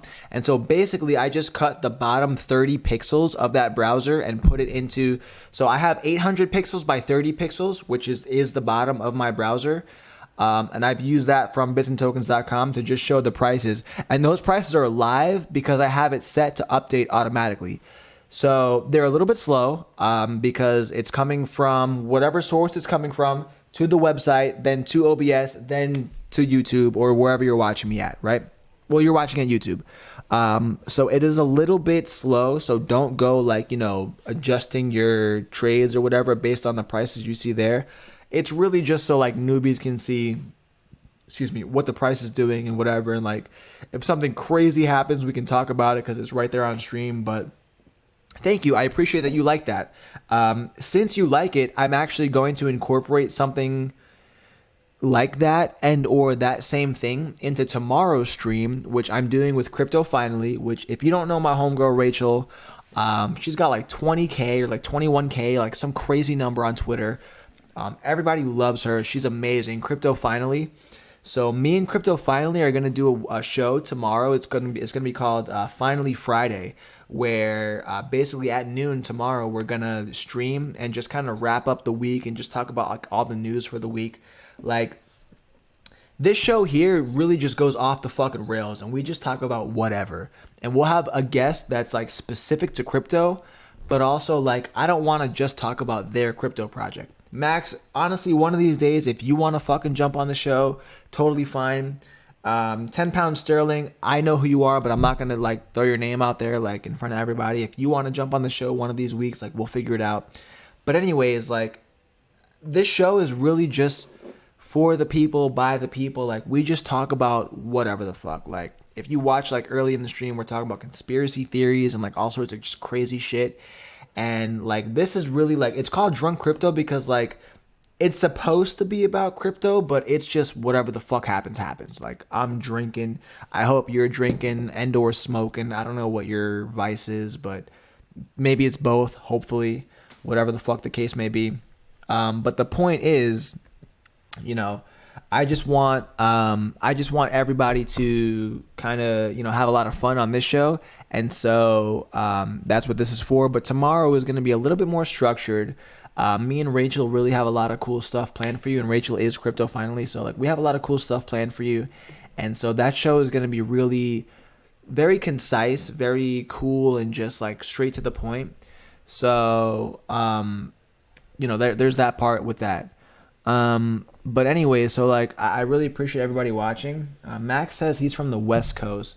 That's cool, depending on where in the West Coast you're from. You know, again, me personally, I'm not really big on Cali or like what the fuck Cali is doing because like they're just a little bit crazy out there. And I'm not saying that you're crazy. I'm just saying that like in general, like Cali is kind of fucking crazy. So that's kind of my two cents on that. So I'm actually just right now, I'm just kind of going through, let me see your creator dashboard. I'm just going through like all the different platforms to see if anybody like commented or whatever. Okay, so nobody commented on Twitch, which like that's totally fine, you know, because I wasn't going to check it anyway. I need to figure out a way of getting like a unified chat, and I know Restream has one, but I haven't like actually looked into it yet. But anyone who's still watching the stream right now, I am going to go offline in like, you know, 5 minutes or so, like nothing crazy. But if there is a specific story or something that you want me to like look into, or like if you want to just chat real quick about, or like, and it doesn't even have to be crypto centric, honestly, like, because at this point, like, I'm drunk, like, it's fine. We could just talk about whatever. So, you know, just let me know. I am gonna check DLive.tv and see what the comments are looking like over there, because we get some fucking crazy Alan comments Paul, on yeah, that's one DLive. of the Whoa, guys' whoa, names. whoa, whoa, whoa, whoa, relax. Alan Paul is a crazy Relax. person. Why are you yelling at me? You're fucking yelling at me right now, my guy. Just relax. So I'm gonna check my. Whoa! Relax, Why am Paul. I yelling at me? I love you. I will follow. Oh, I already went on DLive, and I went on Twitch, and I went on YouTube. Where else can I go? I think that's it. Honestly, let me check Restream. Where the fuck else am I streaming? Honestly, I'm Twitch, DLive, Periscope, and YouTube. So that's it. All right, so I checked everything. Look, we're about to actually go now. I'm checking YouTube to see if anyone is gonna jump on and say anything. If no one else says anything in the next 2 minutes, I am gonna go ahead and get the fuck out of here. But yeah, that's pretty much that. Please just, you know, check back tomorrow. Not here. It's actually gonna be on the Crypto Finally YouTube, also Twitter, also the Finally Fridays YouTube, which is Crypto Fridays. You know, we're gonna have a lot of fun there tomorrow. It's not gonna be as fun in terms of like me being fucking wasted, which you can guarantee every Thursday and Friday night that you see me, I'm wasted. But Thursdays during the day, not wasted. So there's that part. But anyways, I really appreciate all you guys for actually watching and like participating in the stream. This was like a really fun stream, not just because we had, you know, Anna here with me, but then also we had Rob McNeely here from Tusk, which is the Universal Settlement Coin, so TUSC, Tusk. But then we also had a bunch of people in the chat actually participating and just talking a bunch of shit with us. And honestly, like, all I want to do is just talk shit with y'all. Like, I'm not here for like, you know, the guts and the glory and like trying to like do a bunch of crazy shit. Like, I really just want to talk shit with y'all, honestly. Like, it's so much fun for me to just sit here and like engage with the chat and like really just have fun with like my homies. Y'all are all my peoples, you know what I mean? Shout out Mark Lehman in the building, Smart Crypto Cafe. Round 2. When is round 2 going to be? Mark Lehman from Smart Crypto Cafe. I want to know about that part. But anyways, yeah, we are actually about to sign off right now. So, you know, if no one else has any other questions, like I said, I'll probably wait like about a minute here, maybe see if we got any other questions in the chat. But then beyond that, Drunk Crypto, hopefully everybody has either gotten drunk or is in the process of getting drunk, or maybe you smoked a little weed. I don't know. I'm not here to judge. I'm just saying, have some fucking fun. Let's see, within the year. Okay, within the year. Listen, Mark, you already know you're the homie. When you came through for our art event, which I really appreciate, by the way, I was at the door during the time that you were there, so I didn't really get to interact with you up there. But you already know that you're the homie, and so if you need fucking anything when it comes to, you know, round 2 of Smart Crypto Cafe, if I can stream or do like whatever like to help you out, I fucking got you, bro. I got you. So just let me know. Because Smart Crypto Cafe was a super cool place, because not only could I go there for like a crypto meetup, but like I could also get like a good coffee or like a smoothie or like some cafe snacks or whatever. So like it was a really dope place to go and like do a meetup and stuff like that. So I'm actually really excited to see, you know, what happens in the future. You know, really excited for you guys to like, you know, accept all various types of crypto and just like be this whole crypto slash blockchain centric place. Let's see here. Down to visit soon. Sick. So we actually do a game night every Friday, which is going to be really lit. And let me be quiet real quick. So this game night is actually going to be pretty fucking special. So tomorrow, or I guess technically today, based on the fact that it's already 12 on the East Coast, if you can make it down for game night, yo, like we'll talk. I know where to find you. Like we'll talk. It's gonna be a pretty fucking special game night. So I would recommend that you come down, but I gotta be kind of quiet about it. But anyways, I really appreciate everybody for watching. Again, I am pretty drunk. Welcome to Drunk Crypto. I'm gonna holla at y'all. I really appreciate literally every single one of you. You're fucking legends for being here. And thank you, and I love you. Goodbye.